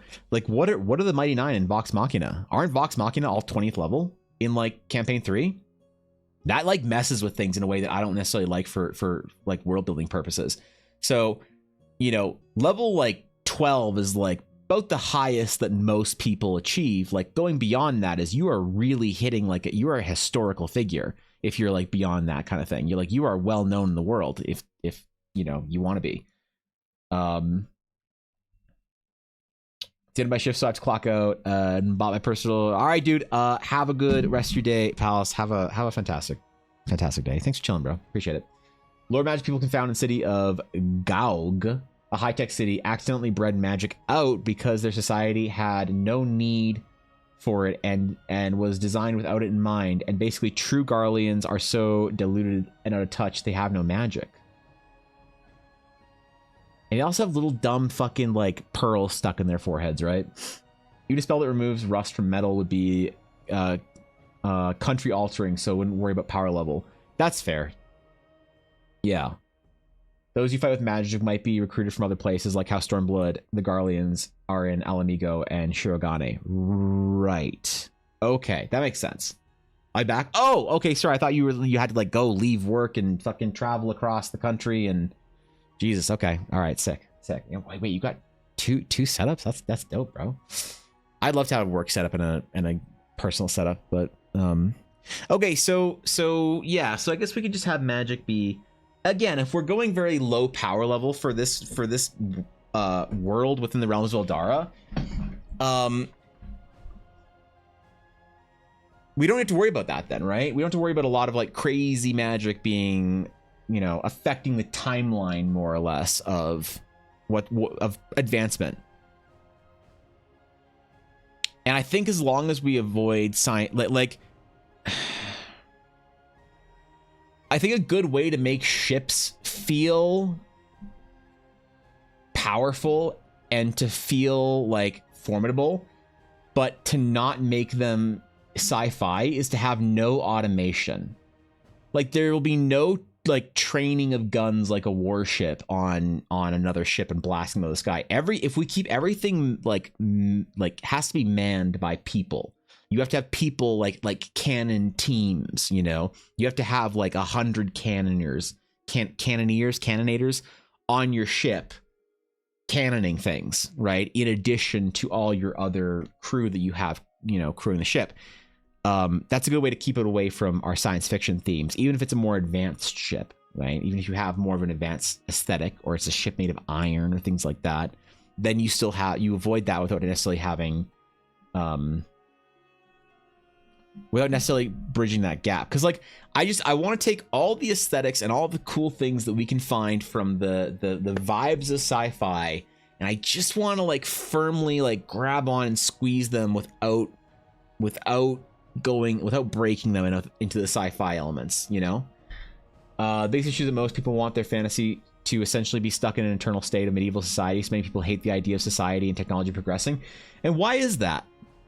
And does fantasy, I mean, there is a certain amount of like, if we can figure out what people like about the medieval society and medieval sort of age, and not step on those toes. Like if you think about like the idea of the romance of being an adventurer, let's just say you are a person who goes into the world and you have your back and your bed, or your pack and your bedroll on your back, and you have your sword and your shield and your bow, and you tuck your knife into your belt, and you have your little pouches and whatever, and you have the like the romance of that sort of idea of like, I'm gonna go into the wilderness and I'm gonna forage for my food, and I'm free to travel wherever I want, and the windswept plains and the deep mysterious forests, and I'm going to shoot things with my bow and fight, you know, bandits with my sword. There's a simplicity to it. And once you remove the simplicity in a lot of ways, like I'm gonna get on my bike and fucking drive across the plains and like shoot something with my guns, like, okay, you know, that kind of takes away from it. So if we can figure out what those things are that people love about the medieval era and why it inspires so much, people are so attracted to it, the simplicity, the lack of technology, and why it's like once you get science fiction, you get different vibes. No one's like talking about survival in Star Wars. There's no romantic idea of being a Jedi with your lightsaber and your pack and your tent going on into the wilderness and doing Jedi things. No, you just get on your fucking hoverboard and you know, and you're there. You have to have nobility. Yeah, social systems are important, I think, to reinforce that. Yep. Not having automation is a really good marker. Yeah, it's probably one of those things that if we can if we can create like a rule set of things, of like boundaries to not cross, that'd be interesting to try and figure out if we can like build a concept as sci-fi as we want. If it doesn't cross these boundaries, does it feel fantasy then still? Does it, or not even feel fantasy, but just not interrupt the fantasy? So we have like no automation, certain material requirements, no magic materials. You know, the hull of your ship is made from some like, you know, composite whatever. Everything is like wood and bolts and iron plates and things like that. So materials and automation, and I don't know, just like how do you preserve that rustic feel to it? Like using black powder weaponry specifically is the most desperate individuals could be good narrative. Imagine you are attacked by bandits with black powder. Sure, it's over in one round if you fireball them, but that itself could be the point. Look how big a risk they took for their goals. Maybe they knew they might be, or they might die, but the cause was worth the risk. Yeah, what if it is accessible and cheap? It's just not a good option for most people. Because like it's also the thing of like, I mean, I could be wrong, but I'm pretty sure when firearms were first invented, they exploded and killed people all the time. And it's like, why worry? You've got a crossbow that does a perfectly good job of it. You've got a firebolt. Like, why mess around? Sure, the bullet, it's you know, yeah, it's powerful, but like sometimes you fire the gun and it explodes and deals 2d6 fire damage to you and maybe blows some fingers off, you know, and you give players also that risk too, and you make it fun or whatever. Or you allow players maybe to operate in the fantasy without the risk in a certain way. Like you say to players like, oh, everyone has these guns that fail, but you can have this gun that doesn't fail, and you're the special one. You give players, because like you building currency for why the world fits and works in a certain way, you always have to anticipate your players are going to be selfish and want to take the cool and take the good and not take the bad. It's the whole syphilis argument. I want to be a medieval, you know, fighter and live in a world of medieval townships and walk through with my coin purse and find quests and it's like you want that adventure, but you don't want the streets to smell of sewage. So you want like plumbing, and you don't want, you know, syphilis to rampantly kill people everywhere like it did in the medieval age or the Black Plague or whatever. You know, if you play Crusader Kings, you know what I'm talking about. And so people want the good without the bad, and we just kind of ignore that, and we're okay with it because when the world feels realistic, believable enough, you don't need the bad parts with the good, you know? Swords and nobles. With swords, you have romantic idea, the physicality of it. I mean, sure, John Wick is physical, but he also shoots people, so he's not fantasy. Yeah, that's fair. That's fair, actually. So cool how packaging of an idea can make a sci-fi or fantasy, like what powers things mean so much science versus magic. 100%. Yeah, power source is a good example too. Our power source can never cross a non-magical, like has to be some kind of a crystal or whatever, has to have some drawback. The party would instantly understand why black powder weapons aren't widespread despite them existing without you saying a thing the moment the players realize we can just fireball them. Yeah. Have that happen once, you know? Dude. Much love. Dude, Crimson, Jesus. Holy shit. Thank you for the tier 3 for 32 months. What's up, buddy? How's it going? Good to see you, man. Good to see you on this fine chilly. It's minus 20 now. It warmed up. January day. Good to see you, man. Thank you for the resub. Thanks for the support, bro. Just got home from work. All right, welcome home. You just came in for a Sky Pirates chat, so yeah, Ash, you just show him once why black powder's bad. You have like the bandit jump down and he points his pistol right at your face and shoots it, and the pistol explodes and he's screaming with a bloody stump for a forearm, and you're like, okay, I'm good with my crossbow. I'm good with my hand crossbow. I'm fine.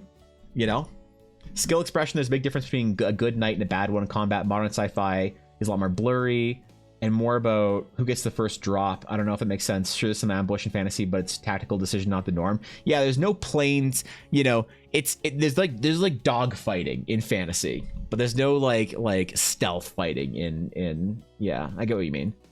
Wizards have a monopoly on black powder because they don't want their abilities in the hands of the common man.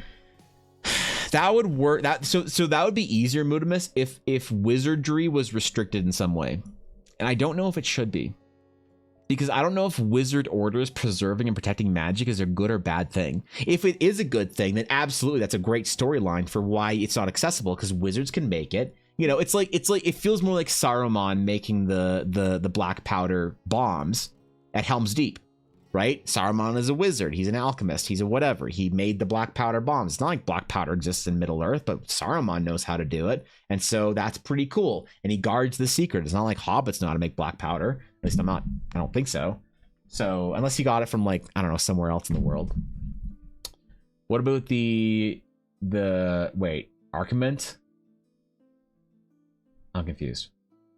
Like the brutalism aspect of it, like not quite super animalistic, but definitely not refined aspect that appeals to a lot of medieval enjoyers. Also very organized and identifiably tiered. People are drawn. Oh, I see what you're saying. Okay, yeah, sorry, I read that wrong. Just I'm reading a lot of chat today. All right. Yeah. That's a good point. It's like a viscerality to it, you know. The Onyx Imperium are not pirates. I never said they were. I would never accuse the Onyx Imperium of piracy. That would be far too brazen.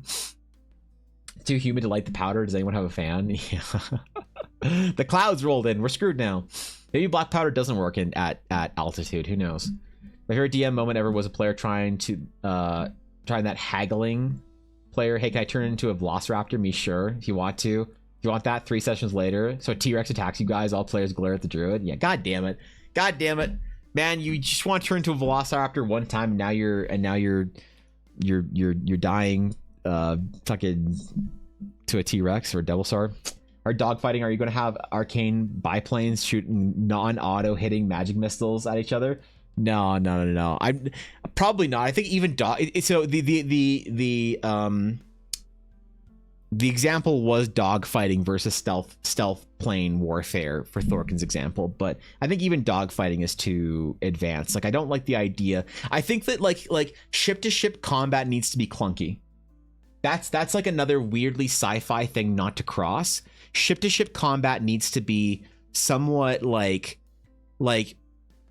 awkward, right? There needs to be like big motions and broadsiding and things like that. There can't be like little fighters like zipping around. Maybe there could be, but the little fighters would be limited to like dudes with hand crossbows, just like, you know, on the little sky sail things, just shooting people with their hand crossbows. It couldn't be any like fighter mounted weaponry. I think that changes. It takes away too much fantasy and it starts getting too close to sci-fi. But maybe not. Maybe fighters are one of those things like Fishy and I were talking about. If we can set up a certain like rules of like, here's borders not to cross, you can take a science fiction idea like dogfighting and put it into fantasy and it can fit or not be distracting. So like, I guess you could say if the small planes or small fighters or whatever were all, you know, obviously powered by the same kind of technology, they were a little bit clunky, they were made of material that was realistic or like I don't know, rustic, real, believable for the age, and they didn't cross any sort of like automated line, then maybe you could. Maybe they have like big crossbows in the front that you can like load or whatever, and like, I don't know, and then you can like shoot or something. Like we can just spitball ideas and see if it crosses the line or not. My gut instinct is it crosses the line in a way that I don't like, but maybe not. Maybe we can figure out a way to brew it so that it doesn't. Well, the dogs stopped fighting and started chasing their own tails. Oh shit. Well, then you just have a entirely different combat with different initiatives. So the best strategy for ship versus ship is the ram strategy. That'd be cool too. Yeah, you have like big ships that have giant rams on the front that just smash into shit and they just blow right through sky ships or whatever. Love to have a flying mount and a skyship thing. So dog, perfect example. Dog fighting can work if our dog fighting is done with wyverns or flying mounts. So like the side of a ship opens and like 10 wyvern riders spill out of the side, you know, and like flap up and you know, I don't know, whatever wyvern riders do, throw spears or some shit, right? Maybe because the sky shards are different from normal flight, the recoil on ship-mounted weapons would kick off the ship off its path. That's a good point too. We don't know how flight exactly works. Like when you're on a ship in the middle of the ocean, you're fine. There's a lot of like resistance in water, but when you're flying, maybe it is too dangerous or whatever. Speed is another thing. Slow moving things are fantasy. Fast moving things are sci-fi. Yeah, that's definitely a good. There's a certain speed board. That's another like barrier or whatever to place in here. To like, yeah, the 100%. Flying mounts equals fighter planes. I think so. I think that's the best way to handle them, you know? Your warlock, strap yourself to the top by glider and shoot the wyverns. Get him, Eldritch Blast.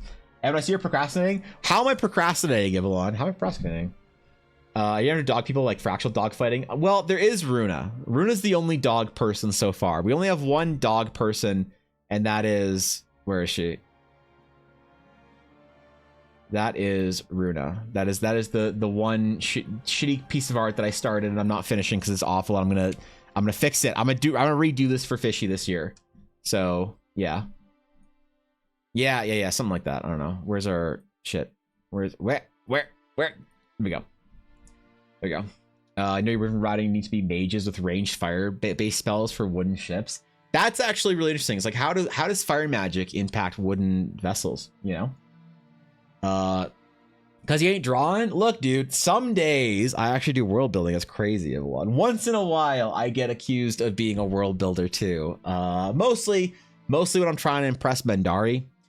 But I don't know, I haven't tried to impress Bendari in a while, so I don't know. Today's World Building Wednesday. What do you mean? We don't get to make art on World Building Wednesday. We can just talk about how I'm not a furry. See? You want to talk about procrastination, Evelyn? I would forgive you for accusing me of procrastination if you came in for the hour that we made this. This chart, I'll admit, we were procrastinating for like an hour, but it's fine. I needed to definitively identify myself as not a furry. So reply to video earlier. What if the world was too humid for black powder at ground altitude? You get sword fighting with horses and stuff down there. There's some cannons in the sky. Man, that's interesting, actually. The thing is, Thorkin, and tell me if you disagree with this, because this is my instinct, my immediate gut reaction on that is that concept is too complicated for your average D&D nerd. It either works or it doesn't. They either get it or they don't. You know, you either shoot the gun or you don't shoot the gun. I don't see, unless it's like it works in like underwater versus on land. I feel like altitude is not a concept that if you try to explain it to a D&D player, like your average D&D player, not like you're in D&D enthusiast, but you're just like, yeah, Fred, you can have a gun, but you can't use it on the ground. They're like, why not? Well, it's too humid down there. Well, that's stupid. Why can't I just use the gun? That's dumb. Just let me use it. You know, I feel like I get that kind of reaction, you know? Spell snipers being quite a valuable feat in a world like that. Yeah, range would be an interesting, like if you have a world, so our entire world we're creating today is a sky world. It's all floating islands and shit like that, which is funny. No one's asked what happens when you go down to the world yet, but I don't fucking know either. So let's just keep rolling. Range is an interesting idea there, right? I have a hot take about magic in D&D. What's your hot take, Evelyn? I want it. I feed off of hot D&D takes. All right, I feed off them. Imagine a cannonball miss, then crashes under the earth and crushes a poor cow somewhere. Oh, no, not Ruda. Kind of think you want any kind of interesting magic, you have to throw out D&D's magic. Oh man.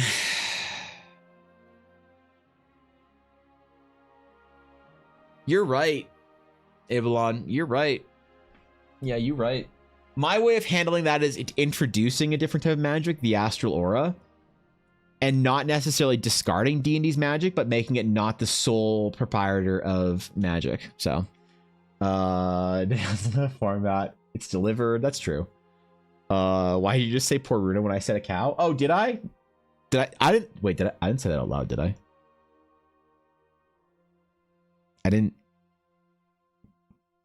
say it out loud. Oh, whoops. Well, it's out now. So I'm kidding. God, relax, chill. I do foresee a D&D player. Ooh, what was it? Saying, well, that's not. Why not? That's dumb. Yeah, that's like that's. You know, but not just a D&D player, but also like a general fantasy enjoyer, like an MMO player or a reader or whatever. You know, altitude will be rough for breathing on the airship's true. You can't go too high.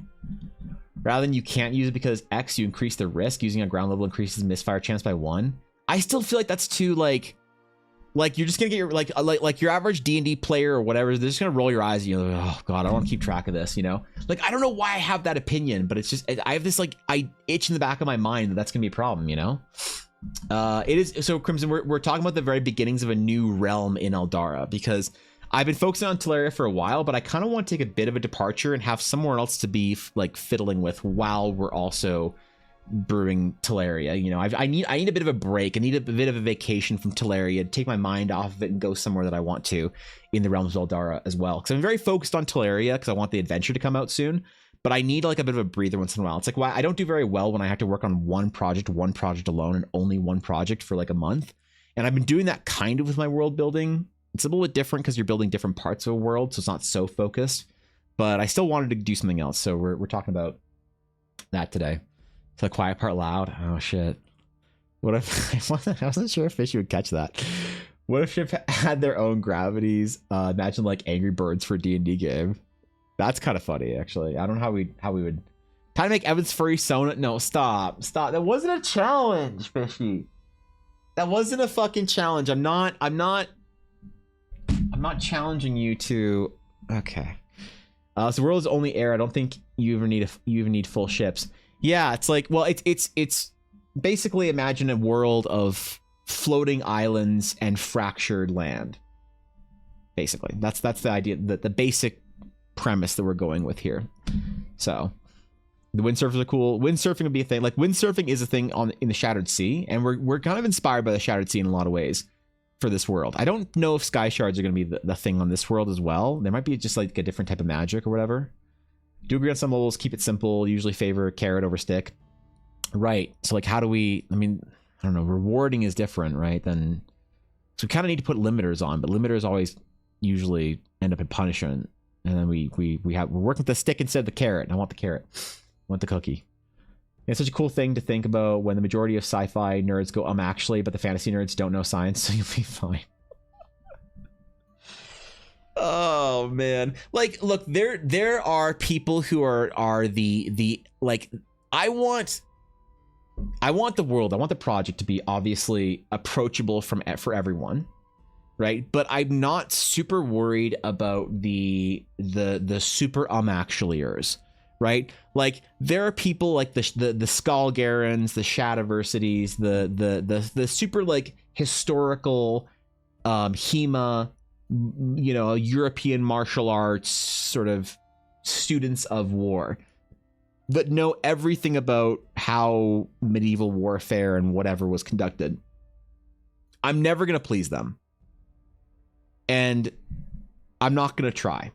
I'm gonna do stuff that's a nod to them, like certain things, like the way the Astral Knight fights is they use a very specific like medieval HEMA fighting style. Like their guards are all gonna be like very HEMA-y, which is gonna be kind of a cool aesthetic to have for them. But they're not gonna obviously fight with like realistic weapons and realistic, you know, encounters. They have magic, so it's gonna be different. The same thing's true with science fiction nerds. You're never going to please the true sci-fi ones. I can have the idea of trying to introduce like space and astrophysics and cool shit like that into my world instead of saying it's the astral sea and just wiping all, you know, astrophysics off the table in favor of like astral sea stuff, man. You know, which is fine if you want to do that. I just don't want to do that because I think space is really cool and magical as it is. I don't need to increase the magic of space to make space magic, in my opinion. But I'm never going to make the like true physics nerds happy. They're going to be like, wait, but you know, you have this like world of Jupiter and all these like Earth-sized moons orbiting it, and thus they all have to whatever. But did you know that if a world crosses this, you know, whatever, they'd be in like night for like 2 weeks? And like, okay, man, like I get it. Or like the gravity pull of one is gonna, you know, it's not, I'm never going to make the true astrophysicists happy. But again, if I can do a little nod so that the physics in, you know, enjoyers within the fantasy community are like, oh, that's cool, then that's all I really want. You know, I'm never going to try and please all the actuallys, because I just think that if you try and please the people who will actually you have to rip out the soul of a project in order to it's much like making art. Making a character or making a piece of art that has a lot of gesture and movement and expression to it, you're gonna have anatomy artists being like, actually the wrist can't bend that way, so Miyazaki, please rewrite your or redraw your like, you're not gonna sacrifice the gesture and movement and spirit of a piece to make it overly correct, right? This is what happens with a lot of artists between the sketch phase and the rendering phase. The sketch is really inspired, the render's really stiff. It's like, what happened? It's like, well, you ripped the soul out of your sketch in order to try and render it properly. And we got to be very careful not to do that with the world building. So, yeah, I will get my revenge. I'm sorry, Fishy. Use the actually people to our side. Yeah, we'll sacrifice them to our cause.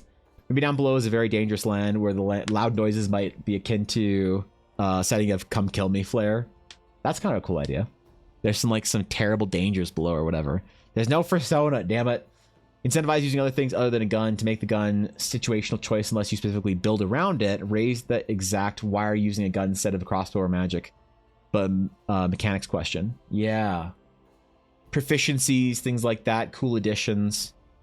If you want to assume creatures on those moon/planets originated there or spent enough generations they'd have developed to be able to work just fine on those planets. Yeah, and like the thing is, I'm not going to worry about the super hard actually. They're just, I'm never going to please them, so I'm not going to try.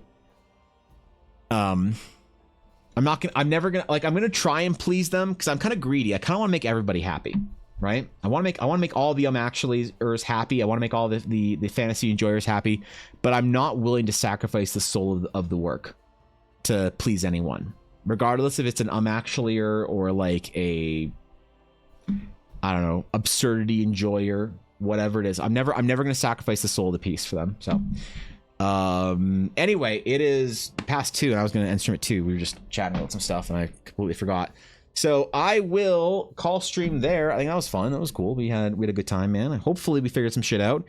So yeah, I don't know. We're going to build this world out and try and maybe make some art for it and do some stuff for it and really maybe do some paintings or whatever. But that was fun. Did a lot of world building. We identified once and for all that I am not a furry, so I'm glad we did that. That was good. That was good work, everyone. Good work all around. Everyone who identified the real and true reasons as to why I'm not a furry, I applaud you. Everyone else, get bent. So, hope you guys enjoy your stay. Thanks for chilling with me today. Where's my outro, man? Where'd I put it? There we go. Here's a little outro. I'll be live tomorrow. I'll be live Friday, and then I won't be live all next week, and for a while after that. So I'll go on my workation. I'll be working really hard. Like I'll be putting in 14, 16-hour days. So wish me luck for that brutal catch-up period. But I'm excited for it. I'm excited to be finally caught up and not constantly behind and able to do stuff that I want. That'll be fun. So I'm looking forward to it, even though I'm gonna really miss streaming every day. I'm gonna miss you guys. It's gonna fucking suck, but yeah, so regardless, I'll see you tomorrow and Friday at normal streams as usual. So have a good rest of your day, a great week, and until next time, my friends, farewell.